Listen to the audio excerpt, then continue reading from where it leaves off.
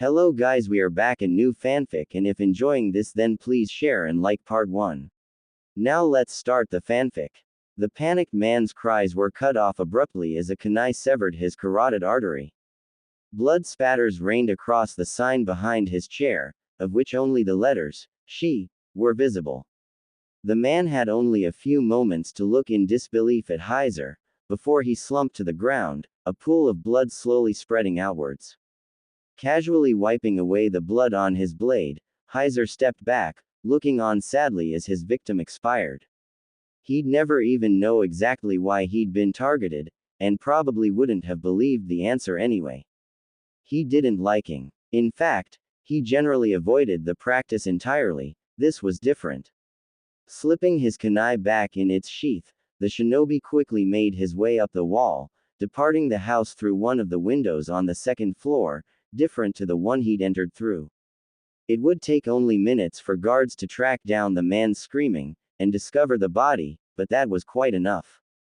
Still, he needed to hurry. He couldn't afford to be seen anywhere nearby. Wrapping his dark clothes closely around himself, he quickly made his way across 2 roofs and onto the rather unimpressive wall that surrounded the compound. It was certainly not as remarkable as Konoha's, and the guard detail took minutes to make a full sweep. That was a lethal mistake when dealing with shinobi, who took advantage of even second-long periods of inattention. Drawing 2 kunai, he tossed himself over the wall, impaling the sharp implements into the wall and riding them down to the ground, setting down right next to the small stream that served as the compound's water supply. There was a certain irony to it. Kunai like these were first used to dig holes into walls, not unlike this one, not as weapons. There was a sudden clamor up above, which meant the murder had been discovered. Quicker than he'd anticipated, but not nearly fast enough. Tossing his overcoat and hood aside, the shinobi dived headfirst into the stream, forcing his way through the current. The coursing water would wash away any traces that tracking ninja or dogs might follow. Raised voices slowly receded in the distance as he forced himself to keep going. When the lights were finally out of sight, and the night was silent once more, he got back onto land. He wrung out his clothes and inspected his kunai. They weren't made of iron, but keeping them clean was paramount for their effectiveness, he knew. Mission complete, the shinobi whispered to himself, smiling wryly as he gazed back, the wall he'd just descended barely visible on the horizon. For a moment, he enjoyed the slight drizzle, fitting weather, for such a dreary act. Technically, what he'd just done had been a crime, a pretty severe one, actually. Assassination of civilians was always questionable, but without even the authorization of a Kage or daimyo, he would probably have to face the death penalty if anyone found out. Not that anyone would. He was good enough to escape attention, especially when there were no shinobi involved. Still, it was the principle of the thing. Not that he felt terribly guilty about what he'd done. He was a shinobi. Assassination and stealth were all too common in missions. Besides, he did have a little information that others didn't. His victim hadn't been innocent. Not at all. Things would take a turn for the better, around here. Nobody would know who to thank, but that was all right. Perhaps the Land of Waves would attribute the sudden boon to their lost hero, Kaiza. He could definitely live with that, if it gave Inari some much-needed closure. It didn't really matter, since Gato's grip on them was at an end now, and far sooner than the last time. He let out a curse as he suddenly realized he'd probably just nixed his chance of having a bridge named after him. Damn it. Uzumaki Naruto shook his head tiredly, beginning the long run back to Konoha with a muttered curse. He had a genin exam to get to. Why do you think that idiot's not here? Kiba wondered, glancing around the class. Everyone else was already present, and Iruka tapped his foot impatiently. He's almost out of time. Who cares? Sakura piped in. Can't we just get started, Iruka-sensei? Iruka frowned, rubbing his forehead tiredly. It figured that his most problematic student would be late again. We'll just give him a few more minutes. I am still organizing things, anyway. He grumbled as he sorted through a pile of test scores. Where's Mizuki-sensei? Choji wondered, snacking on a potato chip. You said he'd be testing us too, didn't you, Sensei? Uruka frowned, looking away. For a few long moments he remained silent. Then he turned back, and he sighed. Ah, I'm afraid to tell you, that Mizuki-sensei is no longer with us. He sat down on his chair, hard, and shook his head. Shikamaru blinked and sat up. He's dead, Uruka nodded darkly. I'm afraid he was found in his bed. A few days ago, the Hokage chose to keep it largely silent until yesterday, as it might have been an assassination. He slumped a little. The medical nin said it was natural, though. I suppose that's sometimes what happens. So troublesome, Shikamaru muttered as he sat back in his chair. Quite a few of the other students looked a little pale, though he couldn't quite figure out whether or not it was fear at the thought of death, or just expiring in bed. He was sure which one it was where Sasuke was concerned, though. I'm here, Naruto exclaimed suddenly, crashing through the door and almost toppling over his feet. The boy skidded to a halt and tried to smile. Sorry, I had to go back home real quick, to put on some new clothes. You're not wearing orange, Shikamaru observed. Naruto turned and smiled brightly. Actually, I kind of ruined that one on an assassination mission, so I had to get a new set of clothes from home. He laughed as Shikamaru shook his head in disbelief, and scratched the back of his head nervously. Okay, you got me, I was climbing on the roofs and. Naruto. Naruto turned, his eyes wide. Uruka-sensei. Sorry I'm late, but I'm sure you just heard why. I had a totally legit, good reason. Uruka sighed wearily. Naruto, just get in line. He turned to the others and gestured behind him. For the graduation exam, you'll do the Bunshin no Jutsu, the clone technique. I'll be in the next room. When you're called, just come out, and you'll know if you pass right away. He rifled through his papers, and gave up. I'll just go by order of your papers, here, so get ready to be called any time. What a drag, Shikamaru commented, as one by one different students left through the door to take the test, until only a handful were left. He turned to the blonde. So, Naruto, why did you really ditch the orange? The black's cool, but I figured you didn't like it. Naruto smiled nervously. I totally told the truth about that. I was going up on the roofs, and one of those masked guys almost caught me. He hooked a kunai into my suit, so when I escaped it got all torn up. Besides, this was the only other color I had. Masked guys. Anbu. Shino muttered, drawing attention. He adjusted his glasses and nodded to Naruto. They were after you. I sort of painted the monument, Naruto said, smiling broadly. They'll take forever to figure out how to get it back to normal. Ha, you're such an idiot, Shikamaru said. Now, the truth, Naruto.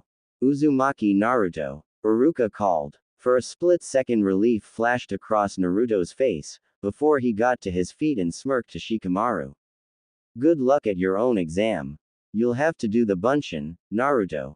Uruka said apologetically, worriedly looking at the blonde.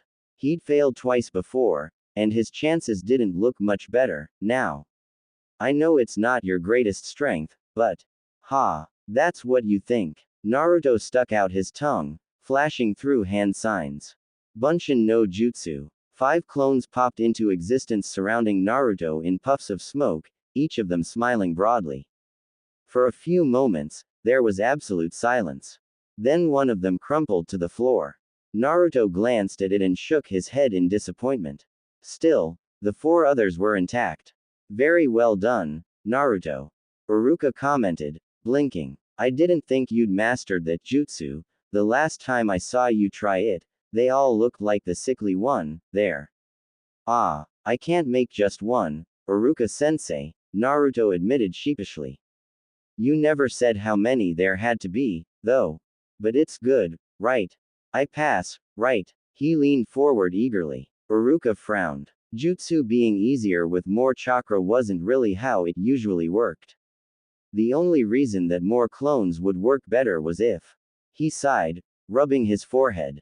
It figured that Naruto of all people would have an overabundance of chakra, considering his burden. Naruto, how many bunshin can you make? I never actually tried that.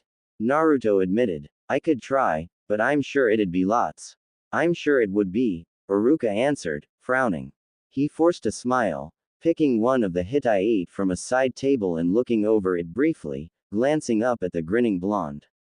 You successfully performed the technique, that means you pass. Congratulations, third time's the charm, after all.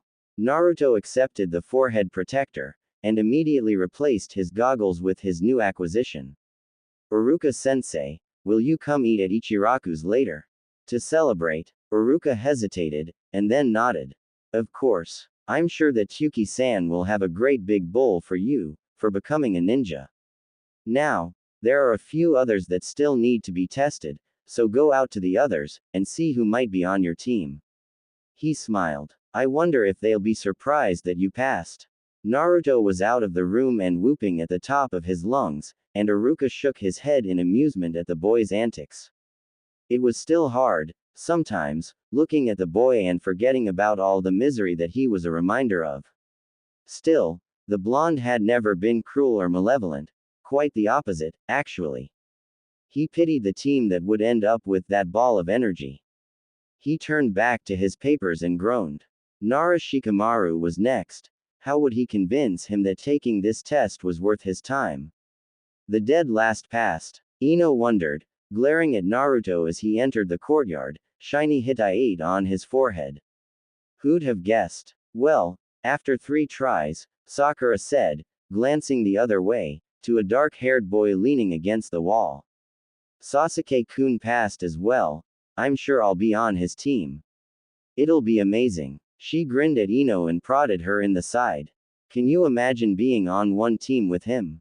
Ino grumbled. I still say I'll be on his team, not you.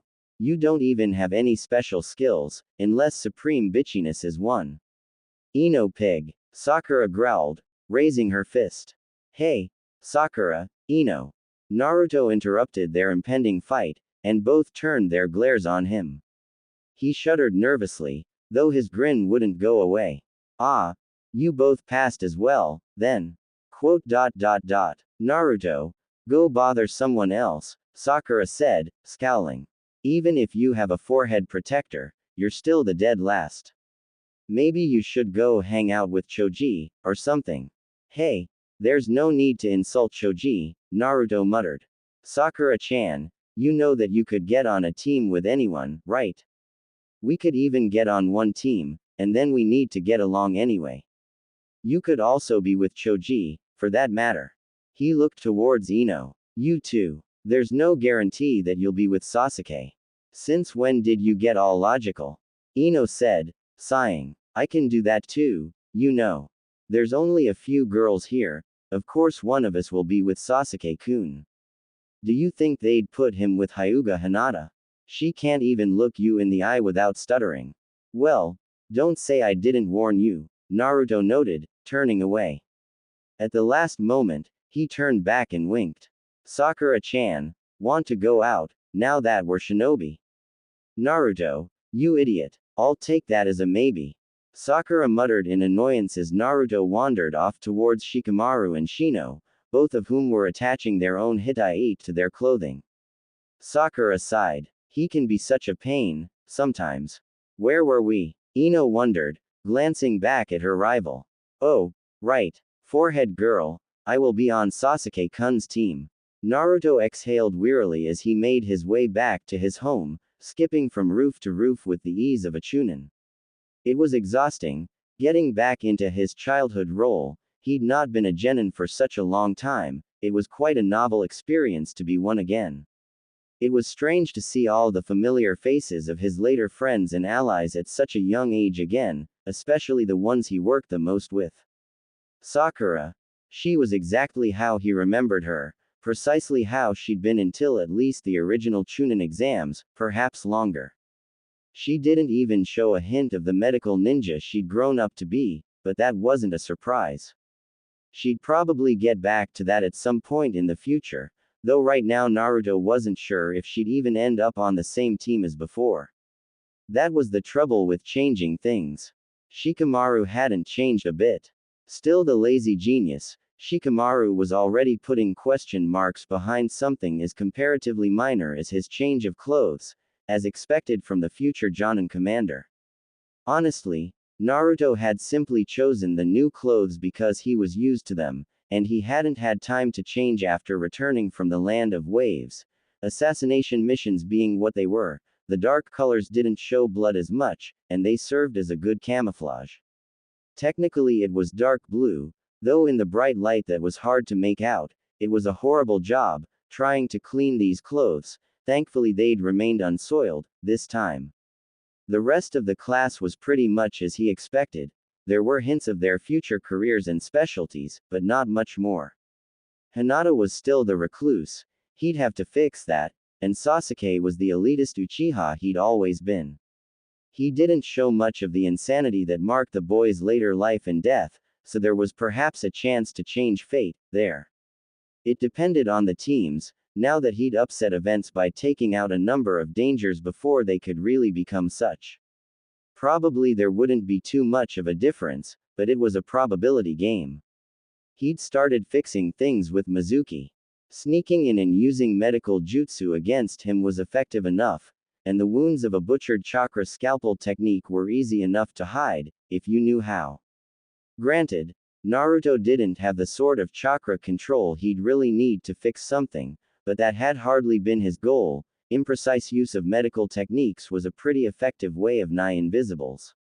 He'd briefly felt bad about resorting to such a brutal method of solving his problems, but he was hardly squeamish about that kind of violence anymore, and it was a far better choice than leaving him alive to terrorize the village again.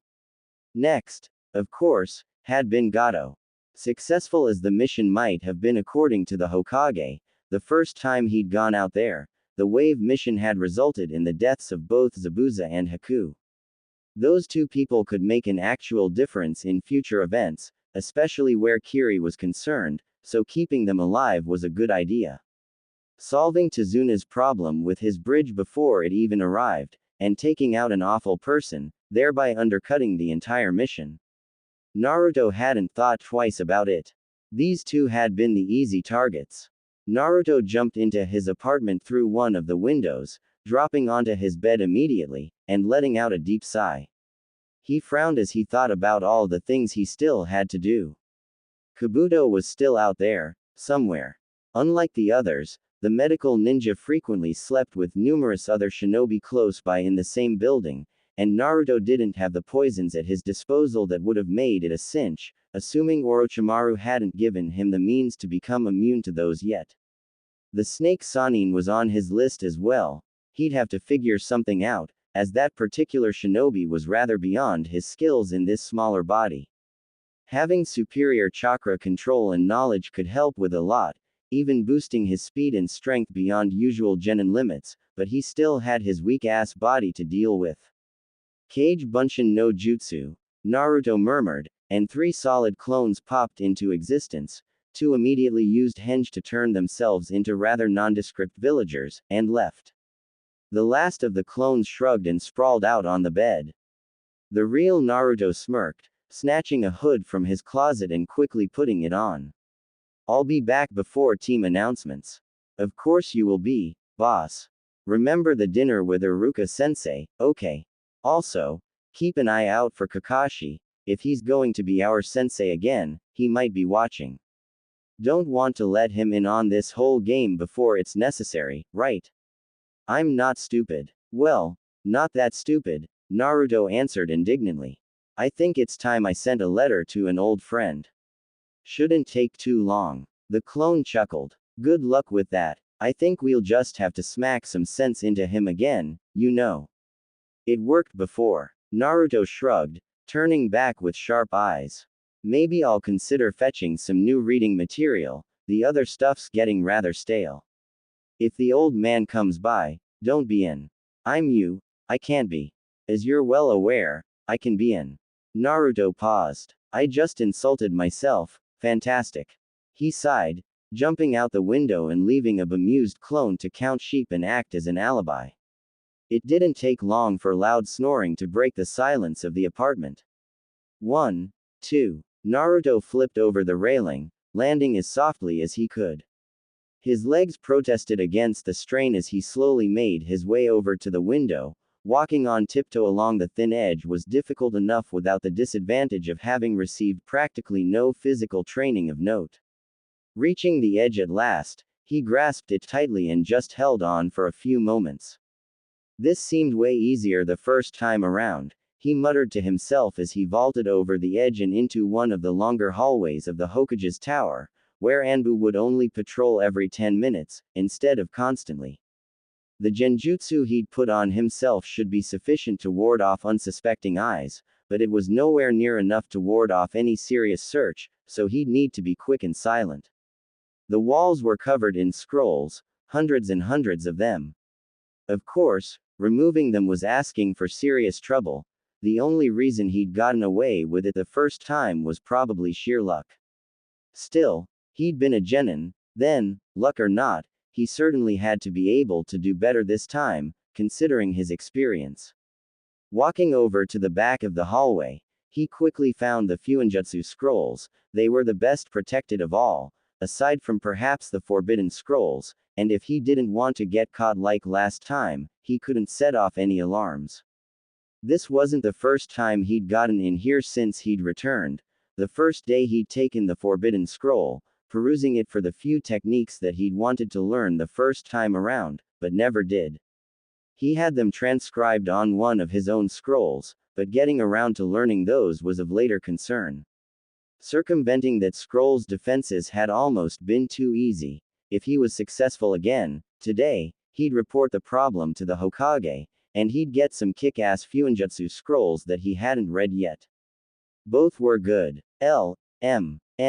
Right, here we go. Muttering under his breath, Naruto quickly scanned the slips attached to the scrolls, and identified a few interesting ones. They would probably be too difficult to follow, they usually were, but reading this particular handwriting had something special, and he really wanted to have something of the man. Namikaze Minato, the Yondaime Hokage, and his father. Hope you don't mind, Dad. It's for a good cause. He formed the all too familiar hand sign, and 3 shadow clones popped into existence next to him, each reflecting his own black attire and hood. Giving a single nod, each briefly studied the scrolls, and used henge. 3 duplicate Fuinjutsu scrolls were left behind, and Naruto grinned victoriously as he picked up the first one. Subscribing to anime streaming services. Now, I only have a short time. Naruto mumbled, grabbing the first of his father's scrolls. He yanked it out and stuffed the shadow clone one back in the same slot, his heart racing as he waited for several long, drawn-out seconds. No alarm. No Hokage. He let out a sigh of relief, quickly stuffing the scroll behind his belt and grabbing the second shadow clone. Repeating the procedure twice more, 3 shadow clones now occupied the slots. By the time they dispelled, he'd be long gone. Mission complete, he said to himself as he hurried back to the window, leaping out and landing on the next building over in a crouch. It wasn't until several minutes had passed, and the tower wasn't alight with activity, that he allowed himself to relax. The defenses in the Hokage Tower definitely needed some work, then. Well, he'd get around to talking to the old man about that.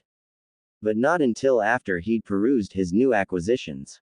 High above him, looking down on the village from the roof of his tower, Sarutobi Hiruzen looked after the departing boy. He puffed on his pipe, following him until he went out of sight. Then, he smiled. I'm here, Iruka-sensei. Naruto stormed into Ichiraku's, jumping onto a stool and catching himself before he could topple over. He smiled brightly, running a hand through his mop of blonde hair. Sorry I'm late. No problem, Naruto, Iruka said softly. I hadn't started yet. Wouldn't be right without you, would it? It's a celebration, after all. Naruto nodded gleefully. Finally, I'm a Konoha ninja. Now, nothing stands in my way to my ultimate goal. Iruka smiled as Tyuki arrived with 2 full bowls of miso ramen. Naruto attacked it like a voracious animal, loudly thanking the chef for making the food of the gods. Still the one-track mind, Naruto. Still intent on becoming the next Hokage. Of course. Naruto stopped eating for a moment to give Iruka an incredulous look. What did you think? That I was just going to go back on my word when I got this hit I ate? No way. Someday you'll see that my face is on that cliff. He pointed excitedly at the Hokage monument. The old man believes I can do it, so that's enough for me. Iruka sighed. Still the disrespect for the Hokage, Naruto. That won't get you any closer to his position, you know. He doesn't mind. Naruto shrugged, emptying his bowl in one massive gulp, and quickly grabbing a second, which Tyuki had kindly already set aside for him. I wonder what the teams will be, though. Do you know anything about that? I bet my team will be something lame, like Ino and Kiba. Even if I knew, you can find out with everyone else, tomorrow. Iruka tapped him on the head and gave a friendly smile. Perhaps, if you train well enough, I'll call you by a title someday. No slacking off, though, or you won't ever get it. You'll need to put all your energy in important things. Right, Naruto exclaimed, devouring a second bowl of ramen like it was nothing. Protect the village like everyone in it is my family. Be a leader that people look up to because of respect and awe, rather than fear. At Iruka's inquiring look, Naruto smirked. The old man told me that. Well, the old man, the Hokage would know. Iruka sedately ate the rest of his bowl, as Naruto began his next, and then another one. Hey, Naruto, I could give you a little hint that you might find useful for your first day as genin. He smiled thinly, rubbing his nose. What's the greatest tool a shinobi possesses? Think about it, Iruka said. If you can figure it out before tomorrow, I'll be impressed. I'll definitely figure it out, Naruto declared. The greatest tool. Kunai, maybe. Shuriken. How about ninja wire? That's extremely useful. Wait. Do jutsu count? Tomorrow, Naruto. Iruka admonished. I'll see you when you get assigned to a team. Don't stay up too late. I won't. Naruto gobbled up his last bowl of ramen, and stood up. I'll definitely be on the best team, and then I'll make sure I'll be the best shinobi in it. He looked down at his black clothes and frowned. Definitely needs some more orange, though. Can't go to the academy like it's a funeral. Iruka chuckled. I think your new look is pretty nice, makes you look like a real shinobi. I am a real shinobi, Naruto quipped, tapping his hit I ate. Well, I'll see to some more orange anyway, without it, it's just not normal. Bye, Iruka sensei. Wait. Iruka sighed as the boy leapt out of the ramen restaurant, his bright hair the last visible part of him as he disappeared into an alleyway across the street. Turning back to the bar, he gulped. 9 empty bowls of ramen were stacked up precariously, and nobody had paid for them. This was going to hurt, right in the wallet. Starting today, you are all ninja of the hidden leaf, Iruka announced, pacing in front of the class. Sakura and Ino were muttering about their places, while Naruto looked on tiredly, plucking at his black and orange suit idly. It was close enough to the jumpsuit he'd received from Pervy Sage, during their training trip. With a smile he recalled his travels with Jiraiya of the Sannin. This time around, he intended to keep the man around for much, much longer. He'd considered ditching orange entirely. It'd be a pain to put on new clothes, every time he got sneaky, but he found that he couldn't. He just wasn't the same person without at least some of it. Naruto yawned loudly. He'd spent most of his night reading the scrolls he'd pilfered, trying to get some idea of what they were even about, but they were a little beyond him. His fuinjutsu skills, however impressive compared to probably anyone else in the room, certainly weren't up the 4th level, not that he'd really expected them to be. Perhaps someday he'd be able to read those scrolls, and decipher what his own father had written. Naruto was torn out of his thoughts as Iruka stared sharply at him, and he forced himself to pay attention. Subscribing to anime streaming services. You will follow your sensei's instructions as you complete your assigned duties. We've tried to even out the teams so that they're all about the same strength. Uruka smiled as several people called out in horror. Quote, after the first few teams, Naruto already saw what was going on. Everything was exactly as it was last time, not a bit had changed in any of the teams. Well, not getting in the same team as Sasuke had probably been wishful thinking on his part. Next team. Haruno Sakura, Uzumaki Naruto, Sakura groaned.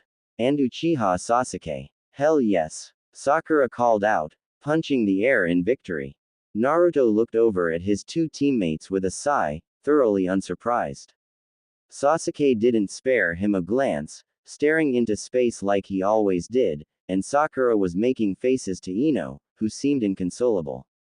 Then she turned to Naruto, and grimaced. Well, this was going to be fun. Uruka quickly rattled off the other teams, which were the same as always, figured. Finally he was done, and looked out over the class. Quote. Okay. This afternoon, we'll introduce the Jonin Sensei. Before that, though, I have question. Consider it extra credit, if you wish. Extra credit, after we've graduated. Shikamaru muttered. Too bothersome. Wake me when he's done. Uruka rolled his eyes. This question is something that you must keep in mind. It's something you should consider when you meet your sensei.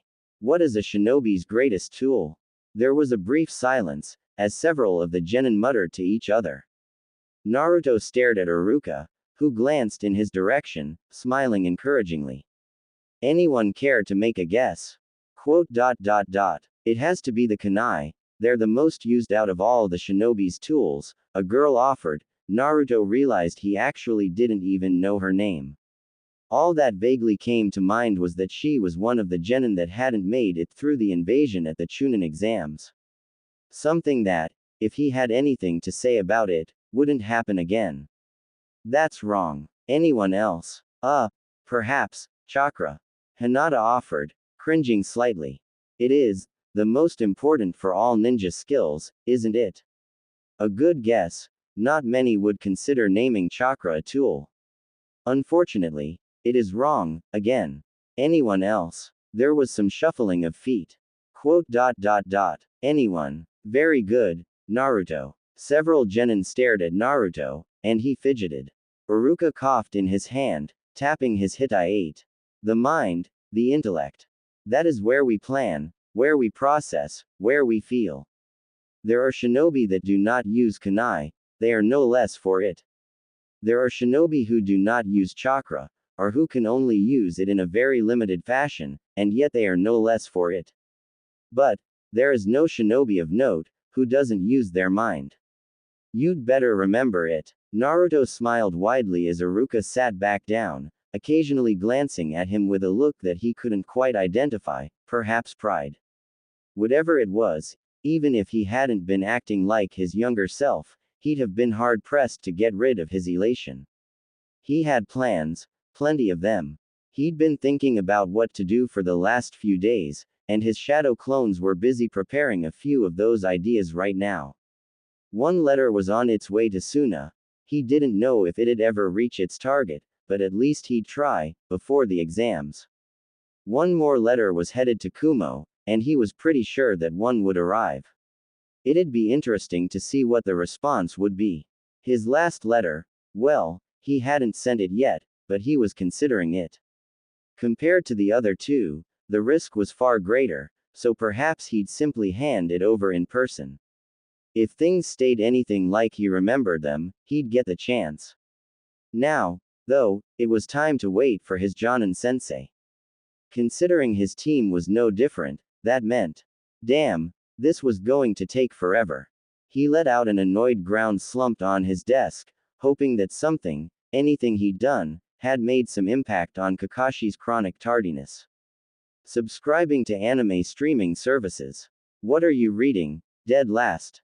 Sasuke asked. Nearly an hour after the other genin had left, only Team 7 remained behind. Naruto looked up, blinking. Oh, it's just a book I found. I thought with all the waiting, I might as well. He tapped it and smiled. It's quite interesting, it has lots of information on all kinds of shinobi. Quote. Information on shinobi. Sasuke repeated, frowning. What exactly? Hello there. A man suddenly said at the door. Naruto smiled widely as he recognized the masked visage of Kakashi, one eye looking over his three students with interest. My first impression. I don't like you. He gestured behind him. Let's get to the roof. Naruto sighed, following the man without complaint. At least, he reasoned, his choice of literature beat that of his senseis. Sakura and Sasuke weren't far behind, looking at their new teacher uncertainly. It was actually sort of amazing, Naruto considered, how innocent they all really were, at this point. So, Kakashi said as the four arrived at the roof. Naruto plopped down on the side, quickly turning the pages on his book, searching for a particular page. The teacher noticed, of course, and glanced over. What are you doing there? Ah, I thought I'd seen. Ha, here you are. Naruto declared victoriously. Hitaki Kakashi, copy nin of Konoha.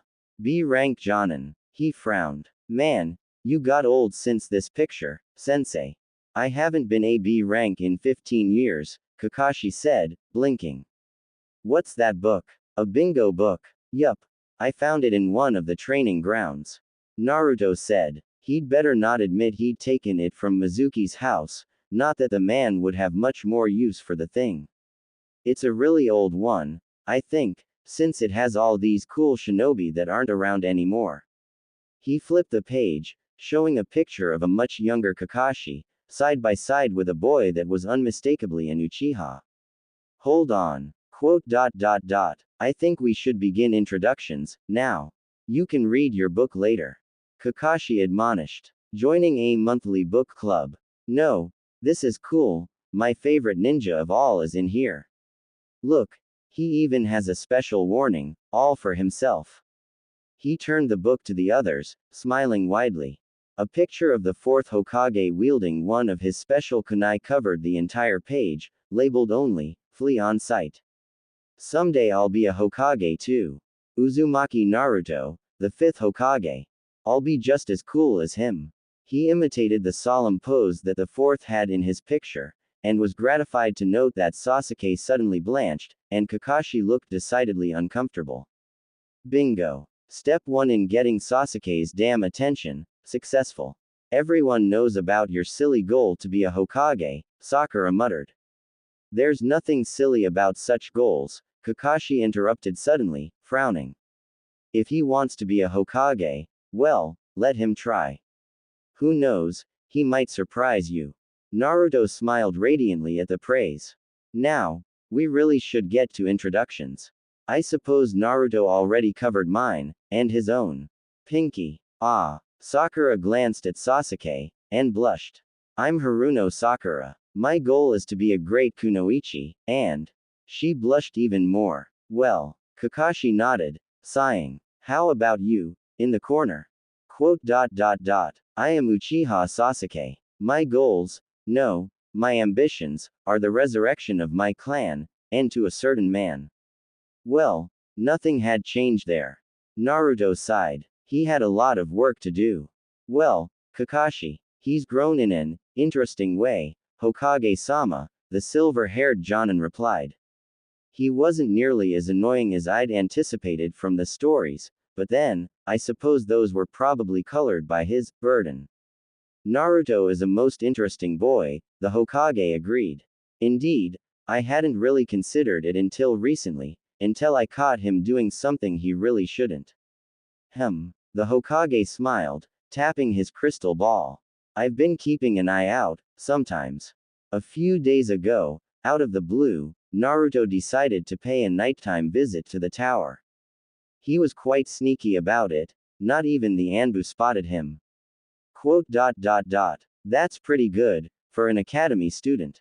The Hokage nodded. Of course, he usually wears bright orange. He must have learned to be quite good at hiding, if he can manage it with that eyesore of a suit he had. I've noticed he's stopped wearing it since he became a genin. I don't think it's a coincidence. The Hokage gestured at his scrolls. Here I've stored all the most powerful and dangerous scrolls in my own library, not even Naruto can get at them. If he can sneak in and out of the tower itself, though, I think he's earned his spoils. Ah, you'll make the protections on the scrolls progressively better.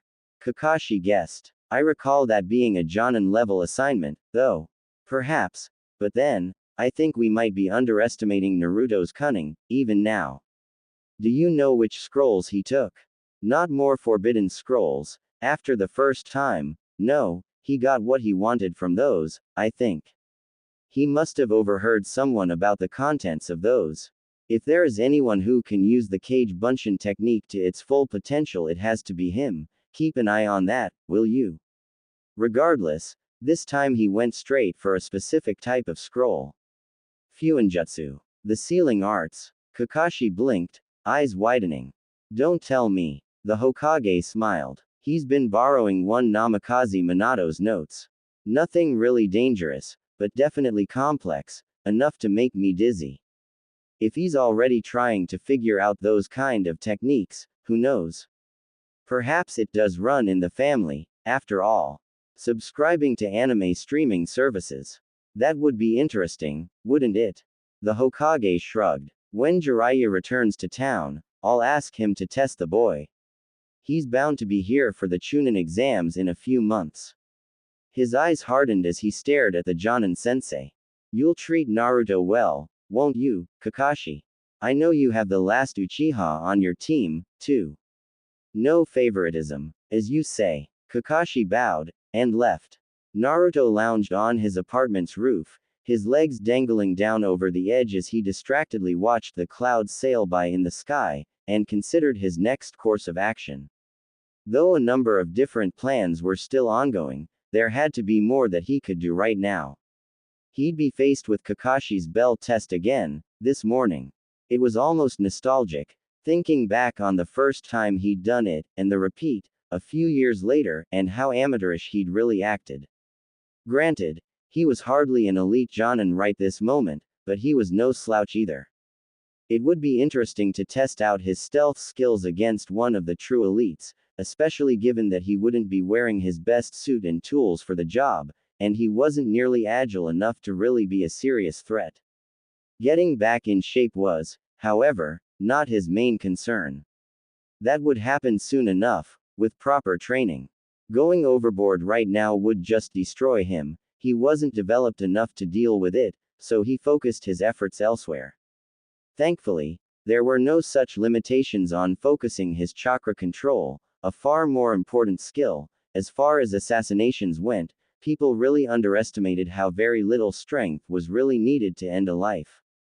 Man, this handwriting's like a medical ninja's with a bottle of sake down the hatch, Naruto muttered in exasperation as he stored away the Fuinjutsu scrolls he'd been deciphering. He couldn't very well leave them up here for anyone to find, after LL.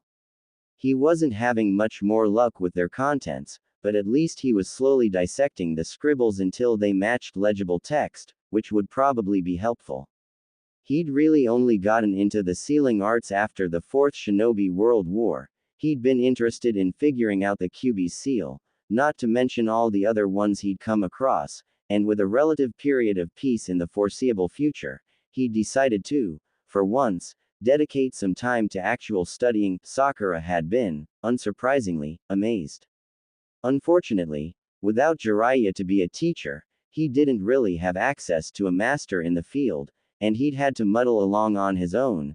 It didn't help that a lot of the village's records were destroyed in Nagato's attack.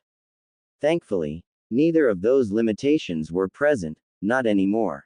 Naruto looked up in surprise, dropping his storage scroll to the roof. Kakashi sat in a crouch on the edge of his roof, smiling cheerily behind his ever-present mask. Kakashi-sensei, I'm not too late, am I? Naruto asked, blinking. Had he been reminiscing and studying his scrolls for so long that he'd managed to miss his proper genin exam?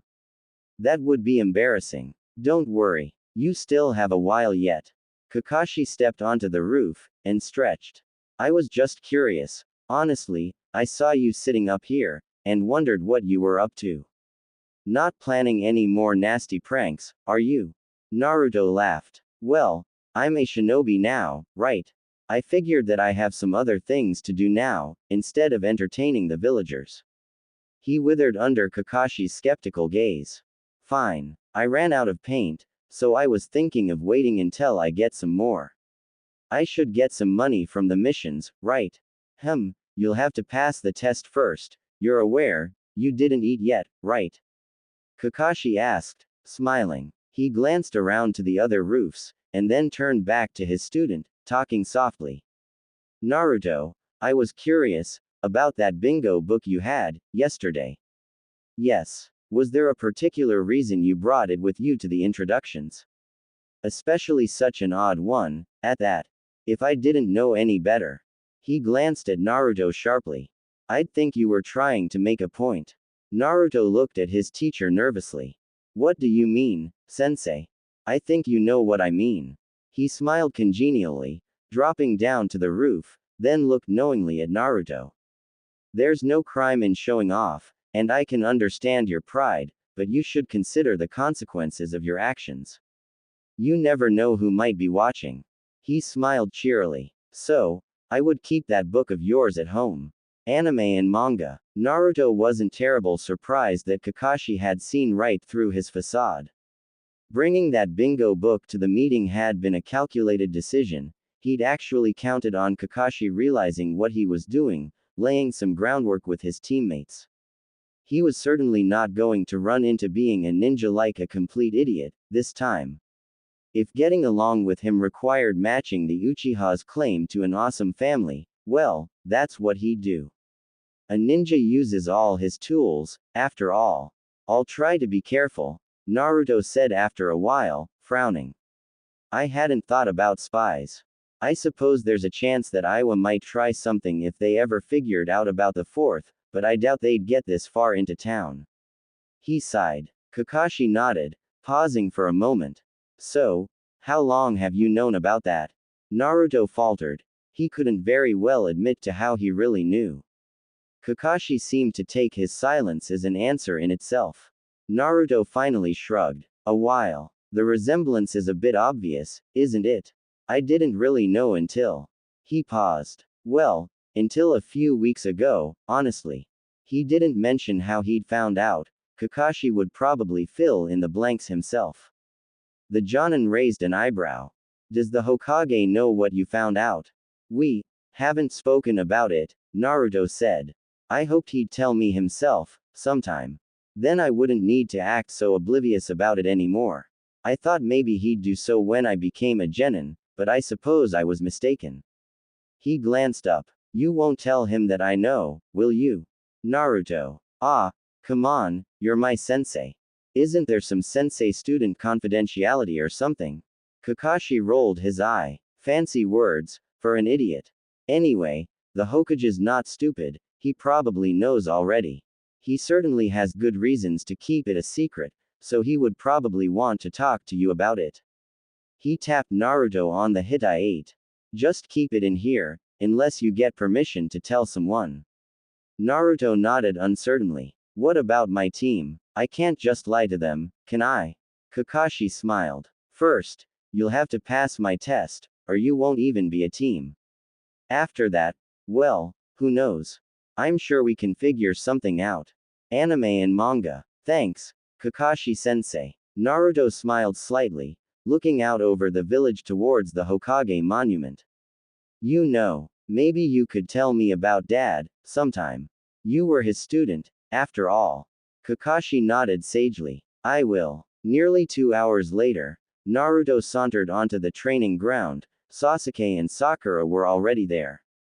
The former was studiously ignoring the latter's enthusiastic attempts at gaining his attention, and neither paid any attention to his approach. Hey, guys. Sakura glanced up and nodded. Good morning. She looked over Naruto's shoulders and frowned. Have you seen Kakashi-sensei? I figured he'd be here early, since it's the first day. Naruto snorted loudly. Early. He shook his head mirthfully, glancing at Sasuke who leaned against a nearby tree disinterestedly. Even though he'd met his sensei just this morning, and it was definitely not the last such meeting, he figured. He was certain the man would drag out the test enormously, as always. If the stories are true, we'll probably be waiting for a few hours. What? Sakura exclaimed. Don't be silly, Naruto. He's a Jonin. He can't do something like that. I bet he'll just appear out of nowhere, real soon. I've seen them do that, you know. She looked Sasuke and smiled. I'm sure he's really strong, since he gets to teach Sasuke-kun. Oh, brother. Naruto sighed, glancing between the two others. Whatever, I guess I'll go find a good spot to wait, then. He walked over to one of the trees and walked straight up the side, hands in his pockets. The complete silence that fell over the clearing before he was even halfway up was quite telling, and an irrepressible grin made its way onto his face. Unfortunately, the calm wouldn't last. Naruto, how the heck are you doing that? Sakura exclaimed, staring and pointing at him. Even Sasuke paid attention, eyebrows raised as he noticed the seemingly impossible feat. Naruto stopped and turned to look at the two, managing a vaguely puzzled expression. What do you mean, Sakura-chan? You're like, defying gravity. Sakura said, narrowing her eyes. I've seen Chunin do that, sometimes, walking up walls and such, but we never learned anything like that in the academy. Naruto smiled, scratching the back of his head. Ah, right, I sort of taught myself this one. It's not really hard. I'm sure you'll get it right away. You just have to concentrate chakra in your feet to stick to the bark, and then walk up. It took me a while to stop falling off, though. You taught yourself, Sakura repeated, perplexed. She smiled and balled her fist, staring at a nearby tree confidently. If the dead last can do it, then I'm sure it's a piece of cake. She walked over to the tree, concentrating briefly on gathering chakra. Don't overdo it, Sakura-chan. You still need energy for Kakashi-sensei's test, Naruto reminded her. He smiled though. Getting Sakura's self-confidence up was easier than he'd thought, though his total idiot reputation probably wouldn't last for very long. It was useful while it lasted. It helped that he'd picked an exercise that was perfect for her. Sasuke glanced between his two teammates, both of whom were now in the trees, and shrugged. Pretty good, for the dead last and a weakling. Anime and manga. Hey, don't be a prick, Uchiha. Naruto yelled, and he winced. Insulting Sasuke was almost a reflex. He'd been so used to it for such a long time. He quickly tried to salvage the situation. Ah, sorry, Sasuke. We're supposed to be a team, right? Sasuke shrugged, staring out over the training ground. It was a few minutes later that he stood up, staring contemplatively at the tree he was leaning against. Naruto had taken his own spot on one of the branches of his own tree, and looked on with interest. Finally, the Uchiha tried to walk up the tree, and slid right off. A little more chakra, Naruto commented. Otherwise you won't stick. Not too much, or you'll launch right off. I know, Sasuke muttered, trying again. Several attempts later, he still hadn't gotten beyond 2 or 3 steps, and stared in frustration at the tree. He sent a reproachful glare at Naruto and Sakura, but didn't comment. You just decided to learn this on your own? Sakura wondered after a while, turning to Naruto. You never paid attention in the academy. The academy's boring. Ninja skills are far more exciting.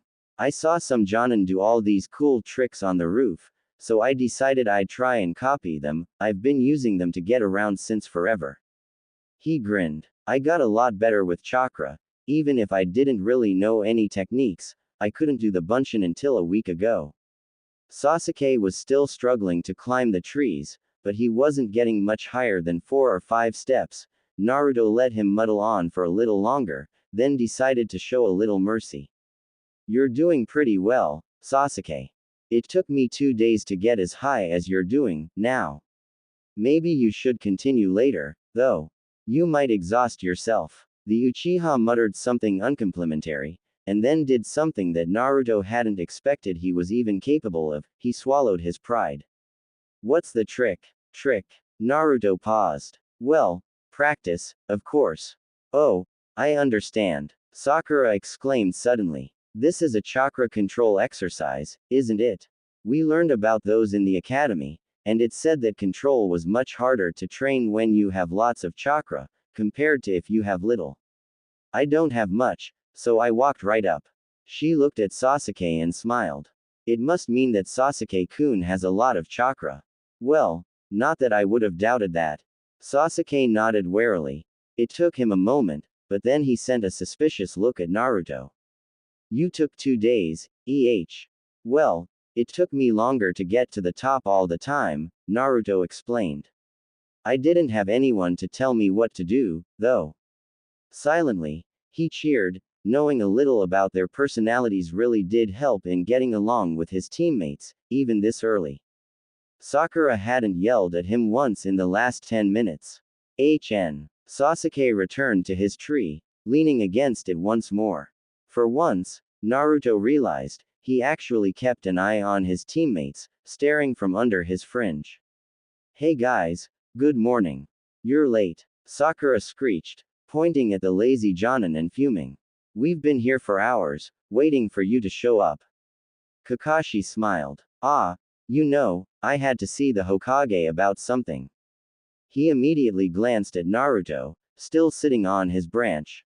Along the way I remembered I'd forgotten to pick up some food, and then Yes, Naruto muttered in annoyance, striding down the tree leisurely.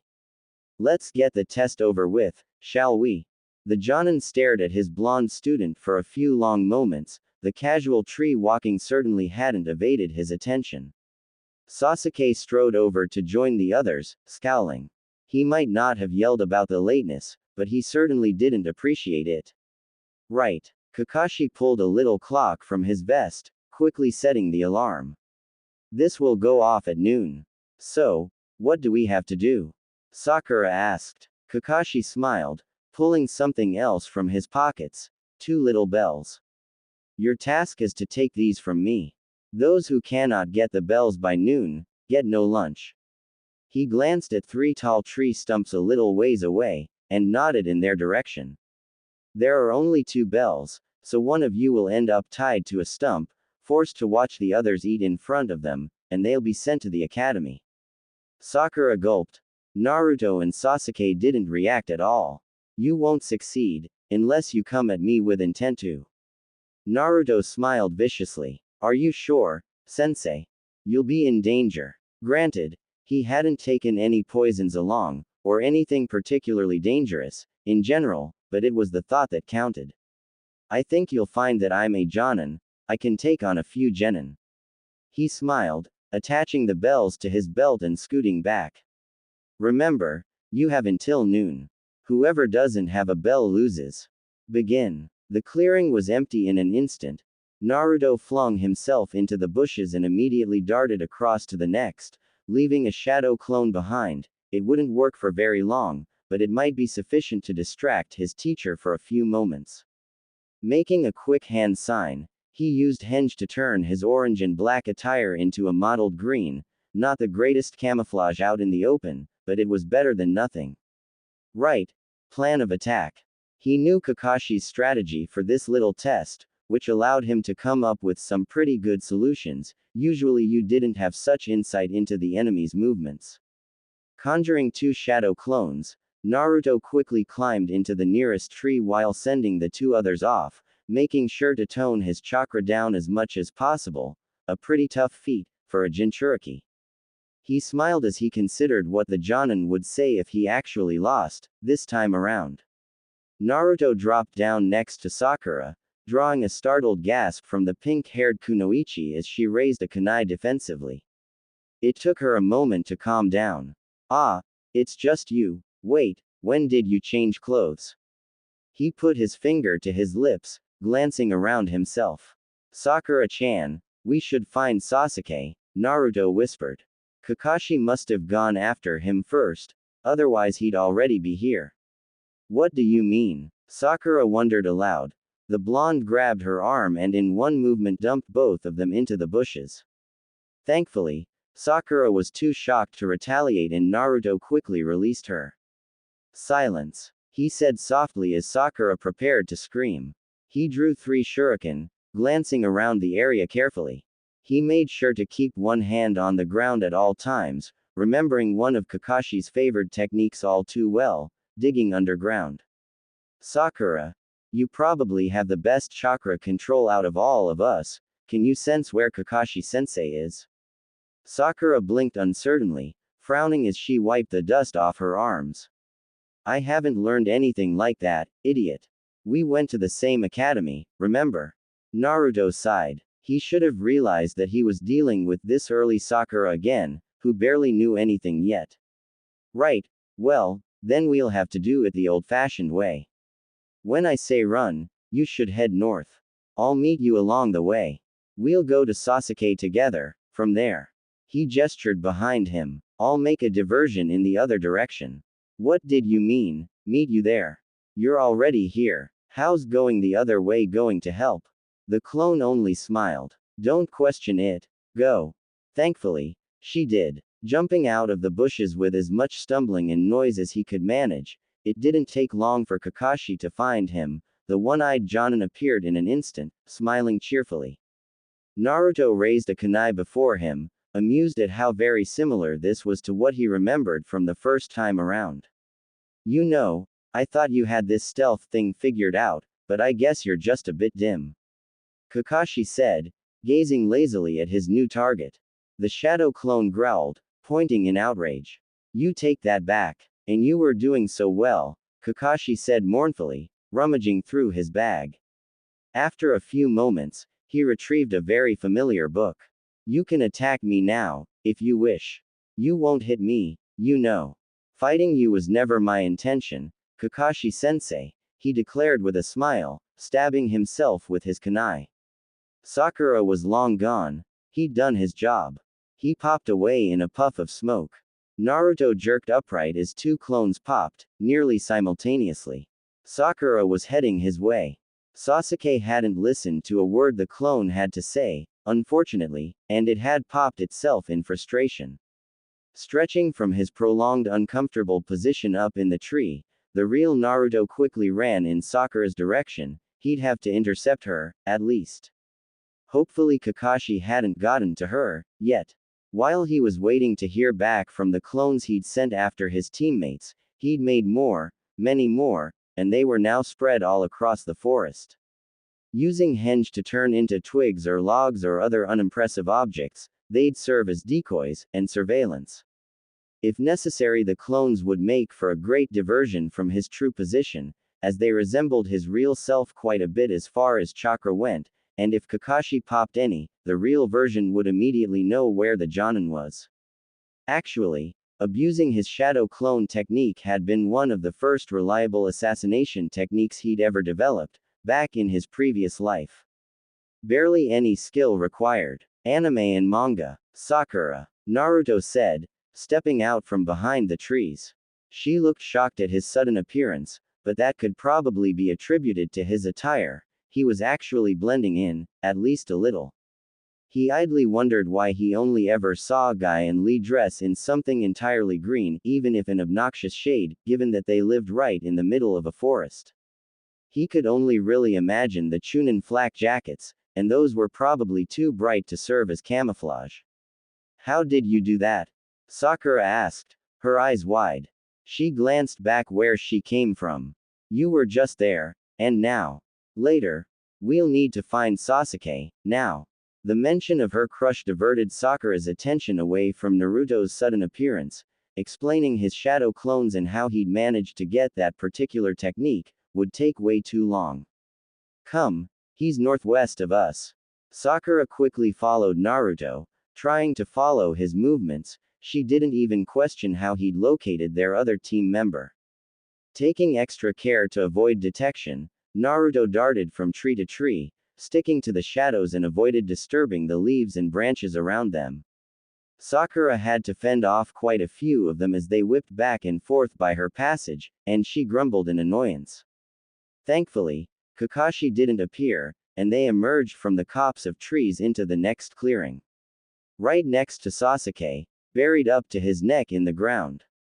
Naruto winced as Sakura screeched, quickly walking over to Sasuke, and frowning. Can you move at all? I don't need your help. Sasuke muttered, trying to look away. Naruto remembered this. It was just like Kakashi had trapped him the first time around. It figured, given that he'd gone off his own, just like then. He really needed to figure out a way to get rid of that attitude, perhaps lending assistance would be a good step. I think I have something that might be helpful here, hold on. Rummaging through a pile of small papers that he had stashed in his pockets, Naruto finally retrieved a rather crudely drawn, but very complex symbol imprinted on thick paper. This should work, I think.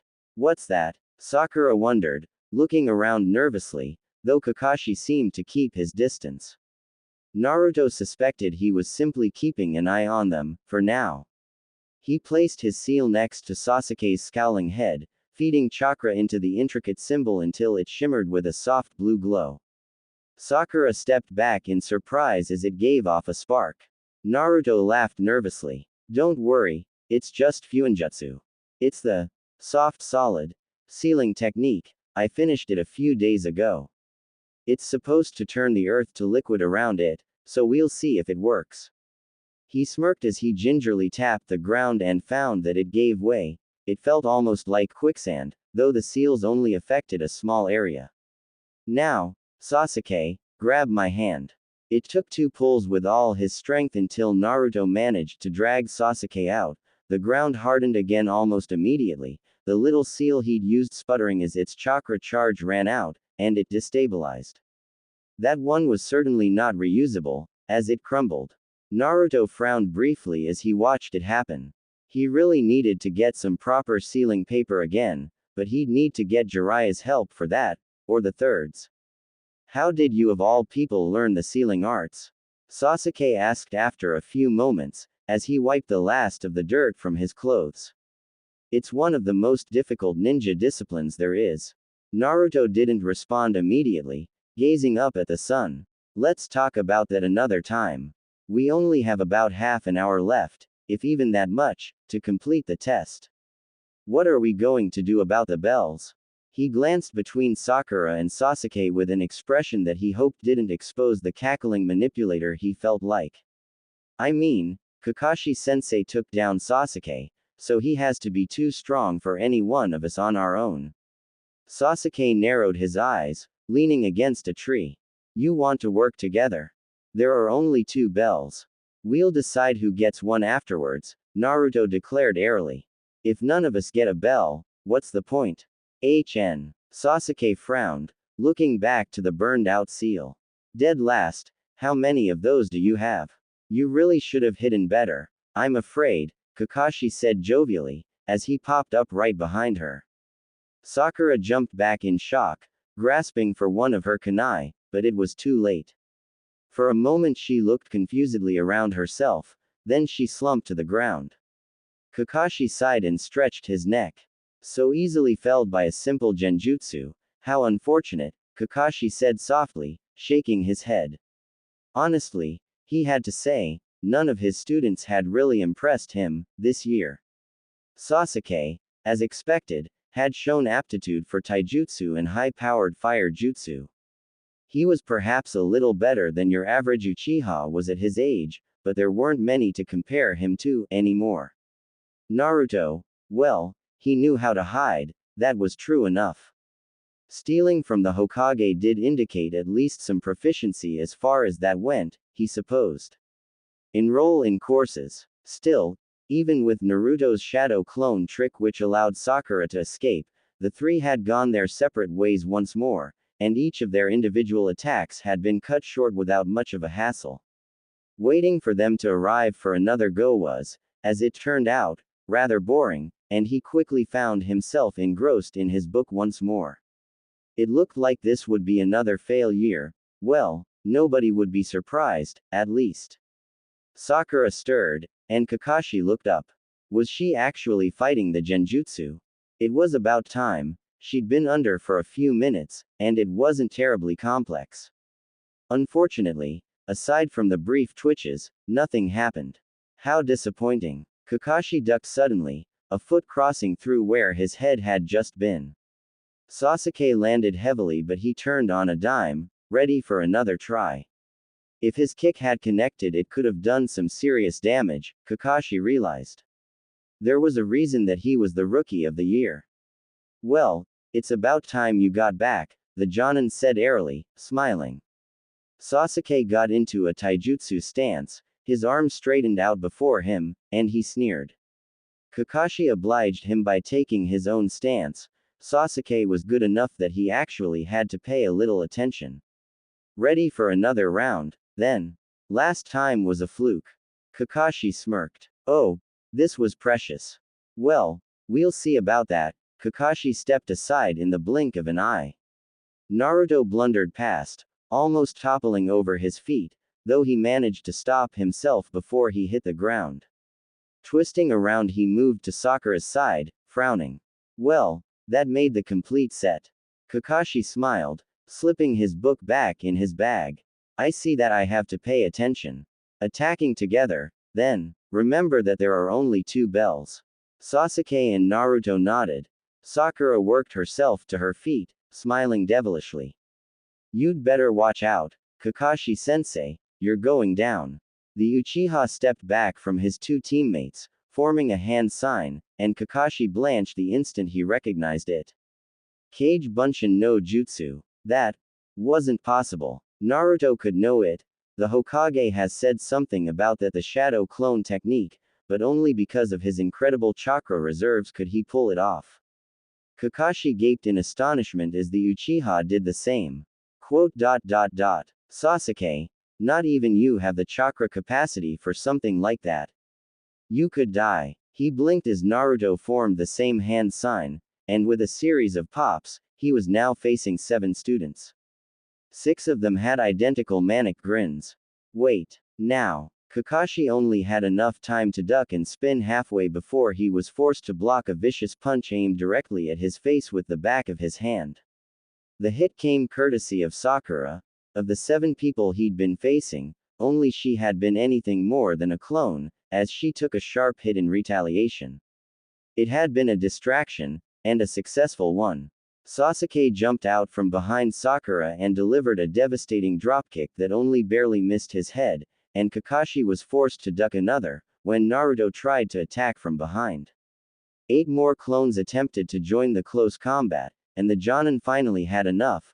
The fight was getting awfully messy. He flipped backwards over and away from the throng, landing barely 3 feet from where he started. Now we're talking. Let's see if you can keep that up. Naruto formed a hand seal. Fuinjutsu. Activate. The ground vanished. That's the only way Kakashi could describe it. From one moment to the next, the soil turned from rock solid to a soggy mud-like texture, and he sunk down to his waist before he even managed to get a grip. 2 flying kicks were headed directly towards him, and he couldn't pull off an earth move in such a short time, not one that wouldn't maim his students, at least. As a last-ditch effort, he switched himself out via Kawarimi, appearing a few feet above his students' heads on a thick branch. A small log had taken his place, and took the beating. Well, that had certainly been creative. Sasuke and Sakura dusted themselves off as several of Naruto's clones vanished, as the real one muttered something unintelligible. Kakashi had to give it to him, tricking him into a melee just to get him to a specific trapped spot on the battlefield. That was a pretty good plan for academy students. Using seals of all things to make a trap, now that was just ridiculous for that level. He didn't know many shinobi who even learned Fuinjutsu beyond explosive and storage applications, and certainly nothing quite this sophisticated before they were even genin. Minato Sensei, great as he'd become, hadn't really started specializing until well into Chunin or Jonin rank. Mission complete. Naruto exclaimed as he looked up, smiling widely. Kakashi's glanced down at his belt in surprise, and found the 2 little bells that had been safely kept there were missing. Judging from the frayed edges on what remained of the cord, they had been ripped right off. When had they managed that? Thinking about who and when, he heard his alarm going off in the distance. It was noon. The test was over, and he'd lost the bells. They'd done it. Well, I must admit, this is a surprise, Kakashi muttered soberly as he dropped down from his branch and landed beside Sasuke. You know that nobody's ever managed to take the bells before. Touch them, sure, but you're the first to actually steal them away. You should feel proud. That was such an awesome plan, Sasuke-kun. Sakura exclaimed, giggling. It worked perfectly. Sasuke shrugged, glancing at Naruto, who was beaming like the sun.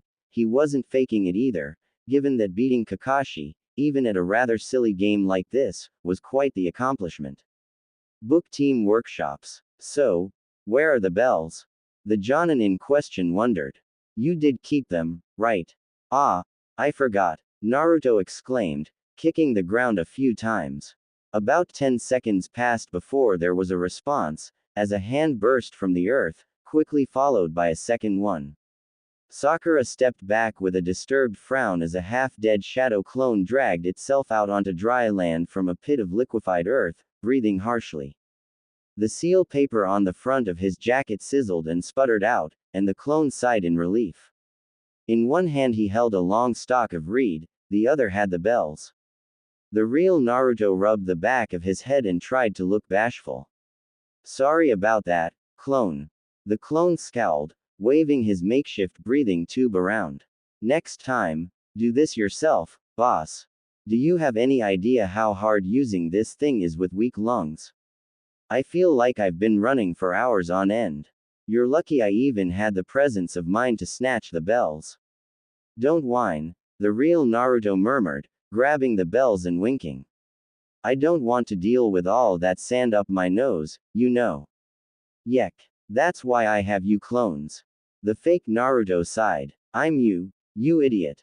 You'll remember that anyway. Naruto ignored the annoyed replica, presenting the spoils of victory to the others. Well, here they are, then. Hope you don't mind that technically it was a shadow clone that got them, Kakashi-sensei. He sent a foul look to his other self, who stuck out his tongue. No, that's alright. Honestly, Naruto felt like dancing. It had taken ages to trick Kakashi, the first time around, and it didn't help that Kakashi got progressively better over those years, too. It had been a vicious cycle, but now he'd broken it. Of course, that probably meant that training would be twice as hard. So, you have the bells, now. Kakashi raised an eyebrow. Which of you three's going back to the academy, then? He turned to look at each in turn, ultimately gazing straight at Sakura. Well, let's hear your take. She hesitated, glancing between Sasuke and Naruto. For a moment her gaze lingered on the latter, and she looked decidedly troubled. Finally she looked down. I suppose it would have to be me, then. I did the least out of all of us. That's not true, Sakura-chan. Naruto declared heatedly, turning to her. You put the seals on the ground. When you acted like you fainted, you were the key to the whole plan. If anyone shouldn't go on, it should be me. All I did was make a lot of clones, and I don't think any of them hit anything. Sasuke sighed, shaking his head. You make the seal, too. It worked. Naruto gaped for a moment. Had the Uchiha just said something positive about him? It seemed Kakashi was similarly surprised, glancing between his three students. Then, he relaxed, smiling widely. Well, you pass. Enroll in courses. What? Sakura exclaimed, while Sasuke just sniffed, though a thin smile made it onto his face too. The test was never about getting the bells, Naruto observed, recalling with amusement the first time they'd had this conversation. For one, he'd been a lot hungrier at this time. Real missions aren't usually solo, they're group missions, for a full team, which never has just 2 members. Getting 2 bells was a way of splitting us up, nothing more. You are correct, Kakashi said. In the ninja world, those who break the rules are trash, that's true, but those who abandon their comrades are worse than trash. He tapped Naruto on the head and smirked. You actually remembered the question that your sensei put forward, right? Think before you act, and you'll go far. Naruto nodded solemnly, then grinned. Who wants to get some ramen to celebrate? Sasuke sighed. Sakura just rolled her eyes. Still, they didn't say no. Naruto smirked. Maybe he should have tried being awesome the first time around. Yes. He'd actually managed to take what had originally been a reluctant teaming up which involved being tied to a stump and denied food, and turned it into a genuine group victory. Take that, Destiny. Kakashi put his hands in his pockets, nodding proudly. You will make an excellent team. It'll take time, but I think we'll get you to the top. Sensei. Kakashi blinked, glancing at Sakura in confusion. Yes. What is it? I was just thinking about something you said. How did you know the question that Iruka-sensei put to us? She frowned. That was way before you arrived, wasn't it? Kakashi laughed nervously. The road of life happened to pass by your classroom. Sensei. Hey, old man, Naruto said as he waved lazily, passing by Konohamaru with barely a glance. The little boy pouted at being ignored but didn't comment, just staring as the new arrival stopped in front of his grandfather's desk with narrowed eyes. I'm glad to see you, Naruto. Just a moment, the Hokage said, glancing at the other people in the room in turn. Ebisu, you can take care of things for a little while, right? Oh, of course, Hokage-sama. The baffled Jonin said, bowing slightly as he took Konohamaru along. A gesture of the third later, the two Anbu that were waiting at the door vanished as well. Naruto sighed and shook his head, sinking into the comfortable chair he'd almost forgotten. Tsunade had thrown it out. The Hokage just looked at him for a while, and Naruto couldn't help but fidget a little. That serious look wasn't one he saw too often on the third, and it had been many years since they'd really been in the same room, even if the old man didn't know as much. I assume you have some idea of why I requested your presence. I was visited by your Jonin sensei, this morning. The old man walked over to the window, staring outside dispassionately. He had some interesting things to tell me. Can you guess what those were? Well, this wasn't much of a surprise. We spoke, before the test. I'm sure it was about that. True. The Hokage turned and smiled slightly. He told me you had discovered a secret of the village. You know about your father, about Minato. Naruto shrugged. Kakashi-sensei already warned me that I shouldn't tell people, but it's hard. I'm sure you can understand, right? He pointed behind him. I mean, look at Konohamaru. He's always shouting that he's family of yours. I see your point, the third said, picking up a photograph from the side table that held his crystal ball. A very familiar photograph. Tsunade had given him that same one, many years ago, a photo of the fourth. The original reason that I made your parentage a secret, even from yourself, related to your parents' fame. There are many who would like to make a posthumous attack on the fourth, and who better to attack than his son, then. Keeping your identity a secret has greatly reduced the danger you were in, over the years. I chose to keep you in the dark, as well, after a long debate with myself on the topic. I admit that I feared you would ruin the secrecy in a moment of carelessness. He looked at the silent, attentive Naruto with a frown. You understand, right? Of course, Hokage-sama. The third seemed briefly surprised. You seem oddly respectful, today. You're calling me by my title, now. Well, I'm a shinobi, since today, Naruto said evasively. I need to show respect, right? Otherwise I'll just get in trouble with Kakashi-sensei. Discover martial arts. The Hokage didn't respond to that, putting the photo back where it came from, and turning to the new genin. There's more that I wanted to mention, of course. Kakashi reported that you showed some remarkable skills in your exam. Kage Bunshin, some taijutsu well above academy level, and a seal that he hadn't seen before, and suspected was of your own design. These are not skills you just come by from scratch. I think I know how you learned a few of them, though, he smiled knowingly. Will you confess, or should I tell you? Crap. Naruto froze, thinking back to everything he'd done over the last days. Where had he slipped up? The Hokage definitely couldn't know about Mizuki or Gato. He wouldn't be smiling, then. He couldn't know about the letters, either, since he'd sent those days ago, and they shouldn't make terribly much sense to any interceptors anyway. That left his visits to the tower. He'd been spotted, for the first time in ages. Damn, he really was worse than he was used to, then. Naruto started nervously, eyes wide.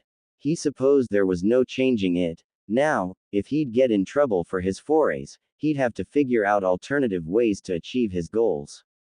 I suppose, I'm not in trouble, am I? That depends on what you did, the Hokage said neutrally. There was no smile left now, and a shiver ran down his back as Naruto looked away. Damn, he'd been sneaking in and out of places for years, stealing when required, and it was the old man was the first to actually make him regret it, even a little. Alright. Then, I admit, I took scrolls from the tower. The thunderous expression on the Hokage's face did nothing to settle his worries, and Naruto wondered for a moment if he'd misjudged him, after all. The Hokage stepped forward, and for a brief second it seemed as if the old man was going to hit him, then his hand came down and ruffled through the blonde's hair. The Hokage's lips twitched, and he shook his head mirthfully, as the oppressive atmosphere vanished. Oh, Naruto, what are we going to do with you? You're not mad. Let me tell you a story, Naruto. The third sat back in his chair, and took up his pipe. Long ago, there was a genin of Konoha, who had quite a bit of interesting in the sealing arts. He'd been on his team for only a year or two, but he always butted heads with one of his teammates, so he decided he would impress them. Of course, in his infinite wisdom, he believed that his simple seals were not enough, the really interesting ones had to be complex, he reasoned. So, he decided that he would get a scroll with a high-ranked seal. Naruto blinked. He didn't know this one, which was quite a surprise. Sneaking into the tower was the easy part. He managed to get in, but the window closed behind him due to the wind, and he couldn't open it again without making noise. Thus, he was forced to find another way out. Ever the opportunist, he took the most promising scrolls he could and walked right out of the front gate. What? How could that happen? Naruto exclaimed, enthralled. Where were the guards? The Hokage and his guards kept a close eye on the boy, of course. They'd been following him ever since the window slammed closed. Instead of arresting the thief, they were interested what he would do with the scrolls, whether he was going to sell them to some other nation or pass them on to someone else, perhaps. Instead, they discovered, the genin was learning from them. A few days later the scrolls were returned to the tower. The boy never even realized that he'd been discovered, and put back the scrolls when he was done with them. So, Naruto said, slowly. You're not mad, because I'm like that genin. Because I put the forbidden scroll back after I'd finished. Well, I must admit that if you'd just run in there and took it from under my nose, I'd have acted rather differently. The Hokage said, and Naruto smirked. He knew exactly what would have happened, after all. Fortunately, you returned the scroll before anyone noticed it was missing. I spotted you when you returned it, though, and decided to keep silent. The whole thing made me rather nostalgic. So, what gave me away? Naruto leaned forward, frowning. I was suppressing my chakra, and I was wearing the proper clothing. I'm pretty sure I didn't make any noise, since the Anbu didn't show up. I admit, your infiltration was rather professional, the Hokage said. Very good for an academy student. I'm sure there are some jonin that would have trouble matching your performance. Still, you shouldn't underestimate a Kage. We are considered the strongest of a village, after all. Yes, but where did I screw up? Something must have tipped you off. The Hokage smiled slightly. Well, if I told you, you wouldn't have the chance to find the flaw yourself. Perhaps your sensei would be willing to help you out. I must say, I'd never really pegged you for the stealthy type, given the kind of clothes you're inclined to wear. Orange is the perfect color for stealth, Naruto said boisterously. He recalled what Sakura had said in another life, the first time she'd fallen for his stealthy approach. If you can stalk someone in a bright orange jumpsuit, you can do it in anything. Realizing how that sounded, He smiled nervously. Just on missions, of course. A strange sense in fashion and apparently a stalker. You have more in common with the genin in my story than you probably realize. The Hokage smiled, stepping back to his chair and sighing in relief. Naruto narrowed his eyes in contemplation. Who was it? Who is that genin you spoke about? His name's Jiraiya. You might have heard of him. Pervy sage. Naruto blurted. Well, that explained why he'd never heard that story, then. The white-haired lecher probably didn't even know, or he was ashamed he'd been caught like that. At the Hokage's sharp look after his exclamation, Naruto raised his hands in surrender. That's just what I heard a few Chunin call him, I swear. He's the white-haired guy who is away so often and sometimes goes to the women's bathhouses, right? Probably. The third rubbed his temples wearily. Naruto, I understand that you want to learn some obscure skills, and I even have an inkling as to why, but you will need a teacher for something like that. Taking scrolls on Fuinjutsu from the tower won't be enough. Experimenting on seals that you don't really know anything about can be very dangerous. I am careful, Naruto exclaimed, affronted. I have no doubt you are, but you are only a genin. In 2 weeks' time, at my request, Jiraiya will be returning to Konoha. He can serve as your teacher in Fuinjutsu, if that is truly a field you have chosen to pursue. I'll have to find a way to persuade him, but I'm sure it's doable. Naruto practically cheered, though he knew he shouldn't let on that he knew the Sannin too much. In this time, they'd never actually met, after all. It'd be interesting to have him as a teacher again, Naruto thought. Though, he'd have to put up with his antics again. Another question occurred to him, then. Old man, how can he be my teacher, when Kakashi Sensei already is? Jiraiya will probably only instruct you in the evenings, or other periods where you are free from your duties, the third said. You're still a genin, after all, you'll have to do that training on top of your usual missions and exercises. Ah, man, Naruto pouted, standing up. Well, I suppose I'll go prepare for tomorrow, then. We're going to do D-class missions. I can barely wait. He sighed. I bet it'll be something lame, like painting a fence or catching a cat. He waved lazily as he headed for the door. I guess I'll hear about it when Jiraiya arrives in town. Later, Gramps, Naruto, the Hokage said softly, and the genin looked back. If you plan on taking any more scrolls, don't get arrested. The punishment for theft is more aggravating than painting fences, I assure you. Naruto laughed. They'll never catch me. Welcome home, boss. Naruto sighed, sinking down on his bed. How far did you get? About halfway. We've got time, don't we? He put down the scroll he'd been reading, putting aside his transcribed copy. That one was actually intelligible. I figure it'll take us about 3 days to go through them all, even with 3 clones on the job. Speed it up a little, will you? I just came back from the old man, and he's a hell of a lot more attentive than I figured. Naruto rubbed his eyes and yawned. Caught on my very first attempt at nicking something from the tower. Pathetic. Really should have expected it. You know, we had like 25 more years of experience on the old body, and didn't have to contend with having to fend it off anymore. The clone sat back at his small desk and frowned. You know, talking to myself like this is becoming a bad habit. Whatever. Thinking back to his old skills, actual, badass skills, he felt a pang of loss. Going back in time, however useful and potentially world-changing it was, had some bad sides. As it turned out, having 2 identical people in the world at the same time just wasn't possible for long periods. He had to deal with his genin body once again, with all the annoyances that came with it. Not the least of those was the Kyuubi. He'd lived with either control of its chakra or its total absence for so many years, it was strange even thinking of himself as a Jinchuriki again. Book team workshops. That was another thing that he'd changed, in this time, even if he didn't originally intend it. By taking out Mizuki before the scroll incident occurred, he'd prevented himself from being told about his status. Although the Hokage knew that he was aware of his parentage, he hadn't said a word about being a Jinchuriki, about being the Kyuubi's container. There was a good chance that particular genie remained in the bottle, for now.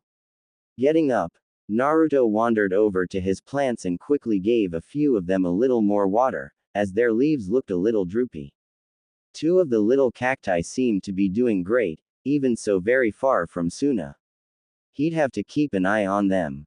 It was unfortunate that his original self didn't keep any particularly useful plants. He'd had to gather new samples from all across Konoha, and it would take weeks before the first proper poisons could be derived from what little he had so far. Getting a mission to Kumo or Kiri was really what he needed. There were countless rare plants there that he'd love to try his hand at, and sending a few dozen clones to harvest was no problem for him. The coming weeks were in flux. It really depended on how much he'd changed things, what he'd end up doing. It was possible that Kabuto would finally be an open target, and he would definitely take advantage of that. He was already working on dealing with Orochimaru, though it was unlikely that he'd be able to finish him off by himself. Still, there were plenty of badass shinobi around to point in his direction, and this time nobody would have to die. There was even a slim chance he could get in contact with a certain ninja well before they ever became a problem in the first place. As for Akatsuki, well, that was a more difficult problem, given how much of a mess taking care of them had been the first time. Aside from the obvious issue of avoiding their interest until he was strong again, right now, they'd take the Kyuubi in an instant. He also needed to make sure that their avenues of attack on some of the other Jinchuriki were cut off early. He couldn't manage that on his own either, especially since half of them were rather antisocial, so he actually did need allies. Toby hadn't even stepped to the forefront yet, at this time, and Pain was not yet ready to assault Konoha as he'd done before, so it wasn't an immediate concern. He had time. Not a lot, but at the very least some, and he'd abuse it. Getting back in shape and building up his skill in sealing would have to be his priorities, right now. If he wanted to mean anything to the other Jinchuriki, especially Gaara, he'd have to get a hell of a lot better in a short time. Beating Toby without inciting another bloody war would probably require him to surpass his father's skill, and his mother's knowledge. Rather a hefty challenge, even on the best of days. Yo, boss, you've got mail. Naruto looked up, blinking, as his clone gestured at the window. Naruto didn't know what he was looking at first. There was a letter there, brown and somewhat rumpled, true. Sprinkled around it was a thick layer of dirt, even covering the paper itself, partially. Who'd sent him an envelope of dirt? His heart raced as he imagined for a moment it came from Gaara.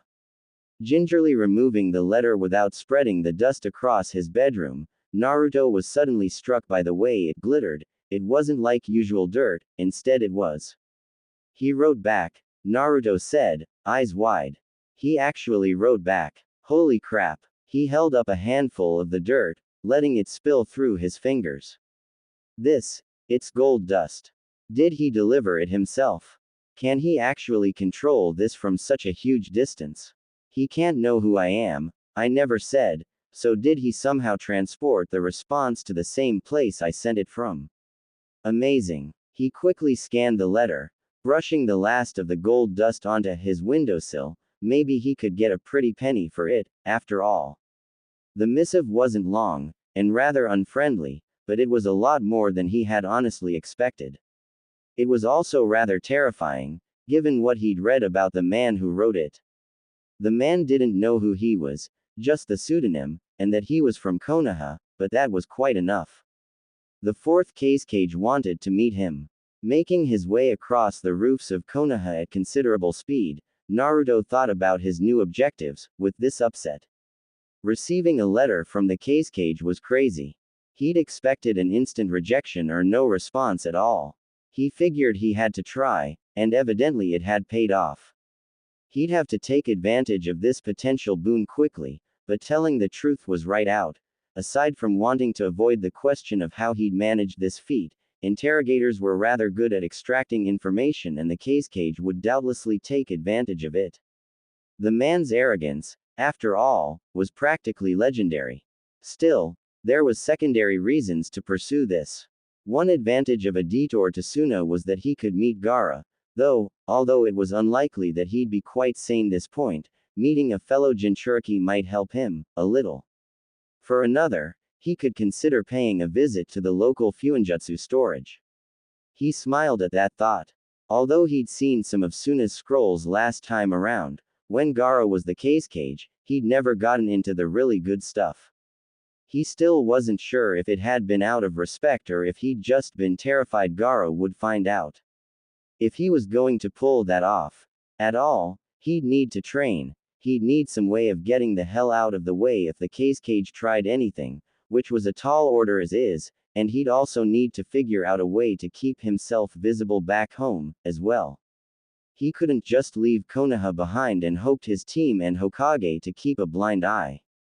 Cage Bunshin, he exclaimed, and 6 clones popped into being. Naruto turned them and took each of them in. I need an alibi, and I can't let anyone find out. The coming days should only contain D-class missions, so this shouldn't be too hard, but I won't be around to get you guys new chakra. He reached into his jacket and smirked. Luckily, I still knew how to make this. That's a summoning scroll, one of the clones said, then widened his eyes. Oh, right, we used those to get more nature chakra, for Sage Mode. Haven't used those in forever, though. They were only necessary when Kyuubi was still around. This one can't really keep nature chakra, but it should suffice for regular shadow clones, Naruto reminded. He grimaced. Then, I should make more, given that I've got the fox back. Perhaps the toads will notice those seals, but I doubt it. I'm pretty sure I've dissected them down to the basics. I'll give you a good stack of the things that already contain prepared shadow clone. You need to fill them in real quick on what's going on, but they should persist long enough that I'll make it back before they run out. Just be careful you don't pop too many. Alright, boss, the first clone said, saluting. We'll do the all-important job of hunting cats and painting fences. He snickered. I'll probably prank the Uchiha bastard too, hope you don't mind. Naruto rolled his eyes, handing over the seals and frowning. Keep yourselves out of too much suspicion, no stealing scrolls until I get back, and avoid getting Kakashi-sensei interested. I will be here to switch out you for a few more days until I leave, but then you're on your own. As he left the group behind, Naruto tried to ignore the worry that crept up on him. Naruto, where have you been? Sakura asked, fuming. You were supposed to be here 15 minutes ago. The blonde walked over and glanced around. Kakashi-sensei's not even with you yet, or Sasuke, for that matter. He rolled his eyes. Lighten up, Sakura-chan. Sakura scowled. That doesn't mean you have to be late too, you know. Naruto shrugged, slumping down against the bridge and retrieving a little notepad from his pocket. The paper was orange, of course, and Sakura groaned. She'd hoped that the black clothing he'd worn at the Genin exam would stick around, but they had been quickly ditched for the current attire. Unfortunately, even this new outfit still had a lot of the unsightly orange that he'd been wearing for years, which just got on her nerves.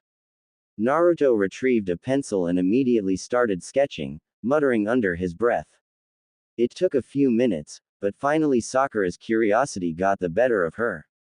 What are you doing now? Naruto glanced up, blinking. Oh, you mean this? I'm working on a new Fuinjutsu technique, and I was just sketching some ideas for the seal. Maybe I can show you the finished project in a few days. I don't think it's going to be a very complex one. It'll take days. Sakura asked, blinking. Well, I'm designing them, not just making them, Naruto pointed out helpfully. The one I used yesterday, the soft solid one, was my own design after all. I'm thinking of making a couple nice ones and going to the patent office with them. I'm no expert, but I think I could make a bit of money with that, so I can fix up my apartment. How did you even get started with this? Sakura wondered, trying to get a glance at the notes. I've vaguely heard of the subject, but the academy certainly had nothing about it in the library. She frowned. In fact, I think Iruka explicitly mentioned it was one of the most difficult fields of study that existed, and most ninja know no more than explosive tags. Yes, well, that's what they say, Naruto answered idly. Here, I can show you a few of the basics, as I know them. You kind of have to get a feel for them, but you're smart. He smiled as he retrieved a small stack of seals from his pocket. These are the same as yesterday. Sakura picked up one of the seals and studied it. It was relatively simple overall, though she had no idea what any of the bits and pieces meant. The symbol was circular in shape with sequences of unintelligible symbols making up the circumference. It also had two spokes, one crossing north to south, the second from the center down to the southwest. Both were fairly straight lines with symbols seemingly drawn right on top of them. The whole thing made her think of a clock. 3 larger squiggles marked the end of each of the 3 lines where they touched the edge, each different in shape. Naruto tapped the side of the tag. The circle design is pretty commonly used. It's basically for stability, and it's one of only a few ways to make something like a temporary seal that you can actually trigger at will. This one's technically not a numbered seal since it's not complex enough to require it, but it would be a 2-element seal, if I did. He frowned. I tend to avoid odd-numbered seals myself, call it superstition. Anyway, there's other shapes for permanent seals, but as you can understand, they're not used that often, given the risks involved. You can make a permanent seal with only the circular element, but you need to be pretty good. You actually know what you're talking about, don't you? Sakura said, eyebrow raised. Imagine the day when the dead last is lecturing me. Naruto shook his head and smiled as he tapped the edge at the north. This big symbol at the top represents the earth element that's involved. Basically, it transforms chakra into another nature, thereby allowing the seal to affect the soil. Seals aren't always used like that, but it's definitely useful in this one. Chakra. Nature. Sakura wondered. Naruto didn't answer her, but he smiled slightly at the question. He pointed to the south element next, to another symbol. Here, at the other pole, I placed the representation of water, since that's what I wanted the soil to act like. It's smaller than the north one since it's the secondary rather than primary focus, but it works well enough, and it's probably the second most stable bond in the whole thing. He hesitated. I think talking about chakra bonds goes a bit far, for now. Well, there's the third shape over there. This could really have gone in multiple directions, but I picked the one that was least volatile overall, as it's all about instability rather than stability, and I don't want to make it explode. A little less effect, but that's the cost of safety. Sakura blinked. You know a lot about this. Well, I do want to be awesome, so I have to, right? Naruto rubbed the back of his head in embarrassment. The whole complex generates the Doden chakra, that is, earth, that's already unstable as it flows through the soil, after which it turns it into Sweeten chakra, or water. What you end up with is really, really unstable ground. He smirked proudly. It has some bugs, but it's already good enough to allow a properly prepared ninja to dig underground and hide there, without even having the Doden chakra nature. Chakra nature, you already said that just now. I think Iruka Sensei mentioned it, Sakura recalled with a frown. She looked at the seal in contemplation. What's this supposed to say, anyway? It looks like a bunch of scribbles to me. Naruto rolled his eyes. Sakura, the description I just gave was pretty much as elementary as I could put it. I really don't want to get into the script used or the kind of interactions you have to remember. This seal's pretty simple, and I've already found 2 in scrolls from the library that are using some of the same methods as I am. I know I'm in the right direction. I know what I'm doing. So it seems, Kakashi said. Sakura glanced up in surprise, though Naruto didn't even flinch. Right above them, holding his little book, sat their sensei. Sounds pretty good, Naruto. I might try out that seal of yours, later. Maybe I can let you know what you can improve. Sure, sensei, Naruto replied, getting up. Hey, Sasuke, ready to come down? HN. Sasuke flipped to the ground from the branch he'd be sitting on, and landed softly, his hands in his pockets. Sakura shook her head in confusion. You were all here already. Nah. Sasuke arrived about 5 minutes ago, Naruto offered. He just didn't say anything, and he can be pretty quiet. Kakashi Sensei's been around since before I arrived, probably reading that book of his. Sakura didn't miss the surprised look from their sensei as he too jumped down to the ground and stashed his literature in one of his pockets. You managed to keep an eye out while making notes and talking, Naruto. It was easy enough. You weren't actually trying really hard to keep hidden. He got up, waving his notebook. When I finish this seal, I think you'll want to look at it, Sensei. It's supposed to enhance the lightning element, so combining it with someone who has that nature would probably be awesome. It should work well with your assassination techniques, too.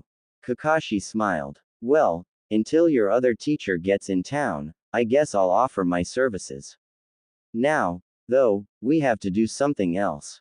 He turned to the other two genin. Since we're all here now, and not that late. Why are you so early, anyway? Naruto cut him off, frowning. Early. He's half an hour later, dimwit. Sakura shook her head in a huff. Honestly. Right. That's what I said, early. Naruto blinked at the silver-haired Jonin. You're legendary for being at least 2 hours tardy for practically everything, so what gives? Did you lose a bet with someone over our passing the exam, or something? Kakashi shrugged, looking pointedly at the blonde for a moment. I have some obligations this afternoon, so we'll have to make sure to have our task done before I leave. Now, we'll be starting with D-class missions like all genin teams. I managed to get a nice and easy one to start you off with, so we should get right to it. What's this? Nice and easy, mission? Sakura wondered. Cleaning the Hokage monument, Kakashi answered, sighing. Someone's seen fit to paint it with bright colors, and the civilians want it back to normal again. Damn it, Naruto, Sakura called, smacking him over the head. Wearing a henge that made him look like a rather spindly ninja of unclear rank, though certainly a chunin to avoid obvious questions, Naruto sprang from tree to tree on his way southwest. He'd spent quite a bit longer on his preparations than he'd anticipated, working to train himself in at least using some of his ninjutsu again, even if not at full power. 11 days he'd lost, but that was alright, since he had plenty of time yet before the invasion that happened last time. The cage certainly wouldn't be expecting him to appear quickly. He'd set no specific date or time on his letter, after all. 11 days, plus at least 2 or 3 to get to Suna, and then the way back. He was spending too much time on this, when he could be doing other things. Well, at least it was important. The forest would only stretch partway to Suna, and trekking through the desert really wasn't something he looked forward to, but he'd deal with it. He'd done it before, and at least he'd have some time to get some stamina training in. Getting out of Konoha had been annoyingly easy. The city wasn't on high alert, so most of the safeguards were lax at best, and Naruto knew them intimately as he'd participated in getting them back to normal, after the war. On the other side of the wall he relaxed a little. Even if he was detected, here, he wouldn't instantly be pegged as a deserter. Naruto realized in some annoyance that he probably counted as such. Now, meeting with a foreign cage without permission wasn't really something you got easily forgiven for. He'd used a bland pseudonym in his letter. Doubtlessly the only reason that the cage had even responded was that he'd mentioned several things not generally known by the public, regarding both his history and several secret projects Gaara had uncovered and stopped, in the first few years of his reign. His phrasing has been ambiguous, but someone with the kind of knowledge that the cage had would doubtlessly recognize it immediately. It got him invited, but it did raise a disturbing possibility. The cage might simply want him out of the way, permanently. It was lucky, he figured, that he'd sent the letter from his apartment, fairly central in the city, rather than somewhere more obscure, or he'd have missed the response entirely, since he lived above what was presently essentially an abandoned building only occasionally hired out for temporary stays. He could be anyone. That was good. Suna. The last time around, it wasn't until Gaara became Kazekage that he really got to know much of anything about the place, so his knowledge of this particular time was, at best, spotty. The history books were inaccurate about the capabilities of the various shinobi forces between the Third and Fourth Shinobi World Wars, especially since a large amount of records was destroyed in the latter conflict. Still, he'd read up on the people, he knew some of what to expect. There were some people that even this nation respected. He'd put up the strongest henge he could, he certainly had the chakra to pull off a pretty impressive one, after all, and turned into one of the only people he knew how to imitate, and whose mere presence would ensure that the Kazekage didn't try anything too crazy. His reputation preceded him, after all. Hope you forgive me for this one, Sensei. Naruto's clone yawned as he wiped the last of his paint off the fourth's giant stone nose, and moved to his eyes. There was perhaps a certain irony in him being assigned to take care of cleaning his own father's part of the Hokage monument. He looked wistfully at the rest of the cliff. There, sometime in the future, would have been Granny Tsunade's face, Kakashi's face, mask and all, and finally Konohamaru's face, all grown up, though it hadn't yet been carved when he left. The Fifth Shinobi World War was just gearing up at the time, and he himself had been deep behind enemy lines, so he hadn't had the opportunity to stop by the village. Not before this opportunity had come along. Sitting down on the wooden platform that had been lowered from the top of the monument to allow for easy cleaning, Naruto thought about the past. He supposed it was the future, now. The first thing that struck him as strange, really, that he couldn't mesh the current Kakashi, disinterested, porn-reading, perpetually late, with the future one, who hadn't changed all that much. Perhaps it was the Hokage robes that he'd worn that did it, or the starkly serious moods that had become more common since he took up the hat. Naruto admitted that he'd been a little jealous when the sixth Hokage was announced, but Kakashi was the obvious choice, having already been in the running for fifth as well. He himself had been rather on the young side, and had understood the hesitance, even if he had gained considerable admiration for his involvement in the fight against Madara and Akatsuki. Konohamaru's election, that had been different. Naruto himself had been in the running for 7th Hokage. Kakashi was getting tired of his role after quite a few years in the seat, and finally some of the new promising shinobi were getting to appropriate ages, so he'd decided to pass on the title. The silver-haired Hokage, at the time, had been dispassionate about his reasoning for electing Konohamaru instead of him. Naruto admitted, he'd felt a little betrayed, but he had explained himself, later. Naruto, he'd argued vehemently, was too valuable to stick behind a desk. He was still one of the Leaf's strongest shinobi, and feared internationally since the Fourth Shinobi World War. Perhaps after hostilities were over, and the Fifth War was at an end, he could become Hokage, much like his father, but right now he was needed. His appearance on the front lines had done wonders for maintaining Konoha's security, as few were willing to take on the Yellow Flash's son. That secret had been publicly revealed over a decade earlier. Naruto had to admit that he couldn't have been present at more than half the conflicts that Konoha got involved with, if he also needed to be around the village all the time. Kakashi had probably been right, as far as where his best place was. Konohamaru, of course, had promised that he could be the 8th Hokage, in time, though that wouldn't be coming true. Perhaps things would be different, now. Perhaps he could be the one to appoint Konohamaru as his successor, now. Perhaps he'd take the seat after the old man, if he could prevent his death. 5th Hokage Naruto, Jinchuriki protector of the Leaf, right next to his father on the monument. Yeah, that sounded good. Unlike his young years, which he'd now reclaimed, Naruto had ended up being a specialist in assassination and infiltration missions, even before Kakashi's belief that he was at that time what he himself had been.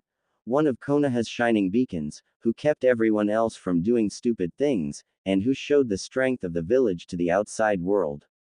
It was unfortunate that peace had not persisted as it had for a few years after the war, but the shinobi world, it seemed, was not yet ready for change. Had Nagato been right, after all, The exact moment he'd decided that if war couldn't be stopped by brute force, it might be via traditional shinobi values, he wasn't sure. Perhaps it had been the result of reading many a book on the philosophy of war, when he'd finally gotten around to slowing down involved stealth, careful planning and efficiency. He supposed that a particular reason he'd enjoyed it so much was the challenge. He knew he could kick with major attacks if he really needed to, and he'd shown it in the war, but it wasn't exactly the most intelligent of roles. Infiltration, in particular, was a challenging and highly entertaining type of mission that he'd been completely unfit for. He'd never even thought about acting and worn his emotions on his sleeves, so going in the complete opposite direction, trying to place himself into the skin of another shinobi, was a whole new experience. After dozens of C-class missions, quite embarrassing, for someone who was effectively a jonin, even if he'd never officially gotten his promotion, he'd finally gotten his skill to acceptable levels, and things had spiraled from there. The B-rank infiltration missions, it turned out, were a lot of fun. His wit was tested to its fullest, and he'd never really had an opportunity to put his pranking habits into action for a practical goal. If you could prank someone with a pot of paint, after all, you could do the same with a kunai. Rather more permanent and messy, but you couldn't argue with results. After a long string of successes, even more so than C rank, he got bored, and inevitably went out of character. Back then, he was finally assigned his first solo A rank, and then, he'd fallen in love with his profession all over again. Did you fall asleep? Naruto looked up and blinked at his sensei, his broad grin of nostalgia slipping from his face. Kakashi was standing lazily on the fourth's forehead, sticking to the stone with chakra. He raised an eyebrow. You've been staring into space for a few minutes, now. Not really, Kakashi-sensei. I was just thinking about, think quick, Naruto, Dad. He tapped the stone and sighed. Kakashi glanced at Sasuke and Sakura, both of whom were cleaning the other faces. The latter glanced curiously at them, but then returned to her work, scowling slightly. Really? Well, I was sort of thinking about the future, too, Naruto admitted, shrugging. I mean, it'd be really cool if I could learn his techniques, but the first time I use any of them, people will figure out the whole family thing. Plus, I don't want to feel like I'm ripping him off, you know. I'm sure that it'll be fine, Kakashi said with a smile. There are plenty of other things to train too, you know. I'm sure when you're a chunin or jonin, you can look up those special techniques. Your ceiling's already getting pretty interesting, maybe you should consider concentrating on that. The village hasn't had a seal master around for a while, not since Jiraiya went and became a hermit. You could be a pretty great one. You are an Uzumaki after all, it's in your blood. I suppose. He glanced at his teammates and frowned. He leaned over to Kakashi. What do I do about this team thing? Sasuke and I couldn't stand each other in academy. I'm sure we'll get in a fight sooner or later. And Sakura, he shuddered. Scary. Don't worry, you'll do fine, Kakashi said, smiling. Next week, or perhaps the day after, we'll go do a C rank mission. That should allow you to spend a little time with your team beyond just the few hours of a boring mission. He glanced at Sasuke. Perhaps you'll be invaluable to have around. Well, at least I can pack all the food into scrolls, Naruto muttered. He suddenly perked up, eyes bright. I just remembered, I wanted to ask you about something. You know the seal I'm working on, right, Sensei? Yes, Kakashi answered lazily. What about it? Well, he hesitated. I need to know how a lightning element attack forms, so I can make sure the seal doesn't overload, but I don't know anyone with a lightning nature, really, aside from you. He stared with large puppy eyes at his teacher. Could you show me, please? Kakashi looked at Naruto for a long moment, and then nodded.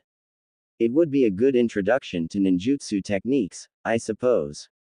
A bit early, perhaps, but I'm sure the others won't mind. He glanced over the statue and aside from a few smudges, the cleaning was almost finished. Kakashi flashed through a quick succession of hand seals, and the entirety of Naruto's bucket of water shot onto the statue, rinsing it clean in one quick movement, a pretty lame use of a sweetened jutsu, but it worked. He turned to the other two team members and pointed up. Sasuke, Sakura, follow us. Naruto quickly scampered up along the sheer rocks, and Kakashi didn't look surprised, but he definitely stopped and stared for a moment when both Sakura and Sasuke made their way up the rocks in the same manner, the latter with some stumbling. A few moments later they were standing next to their teacher with slight grins as he studied them each in turn. Okay. I missed something. Since when do academy students learn control exercises? Sakura looked away. We didn't. Actually we learned from. She paused and frowned. Naruto. At Kakashi's inquiring gaze, the blonde smiled widely. I learned how to do it ages ago, and yesterday you were hours late, so I got really bored. I showed Sakura-chan and Sasuke how to do it. They were far quicker than me with getting it to work, though. He shook his head in disappointment. You taught 2 genin the tree walking exercise in a day. Kakashi blinked. Who's supposed to be the sensei here? Naruto scowled, looking vaguely affronted. They're my teammates, right? Maybe it was against whatever silly rules you have for genin teams, but, he smiled quite widely, then. Those who abandon their team are worse than trash, right sensei? Kakashi shook his head tiredly. Moving on, Naruto, if you want to learn anything from this, maybe you should pay close attention now. He turned around to one of the few logs that were placed up here above the monument, for training purposes. They were actually guys, Naruto knew, but he and Kakashi would probably make up for the destruction of one of them with a friendly crazy game, or something. Soon you will be learning ninjutsu, beyond your usual attacks. Sasuke already knows several Kaiden techniques, fire, but there are other natures, and you will likely be learning some of them as you become Chunin. Kakashi shrugged idly. That doesn't mean one should ignore training before that time, though. I remember this, Sakura volunteered. There are 5 elements, right? Fire, water, Kaiden, Suiten, Futon, Doden, Raiden, Kakashi rattled off. Also known as fire, water, wind, earth, and lightning. There are others, but we'll leave that for now. These 5 elements form the basis for elemental techniques. Personally, I can use techniques from each element for other reasons. Most ninja only use 1 or 2 elements. I have an affinity for lightning techniques, though, which is why the technique I created is of that element. Creating techniques, is it similar to making seals? Naruto wondered, though he already knew the answer. His practice with the various superior versions of the Rasengan was quite instructive in that regard. Although there are many things to take into account when making your own technique, they're not quite on the same level as Fuinjutsu, aside from extremely powerful techniques, of course, like my own.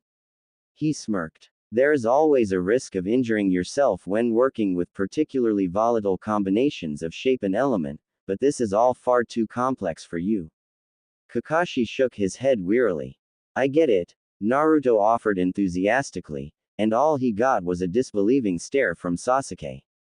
Kakashi tapped on the tree stump, and grasped his wrist. When you use an elemental technique, your chakra is transformed into another element. In this regard it's similar to your seal, Naruto. Transforming chakra into an element you have affinity with is far easier, which is the reason shinobi tend to focus on those.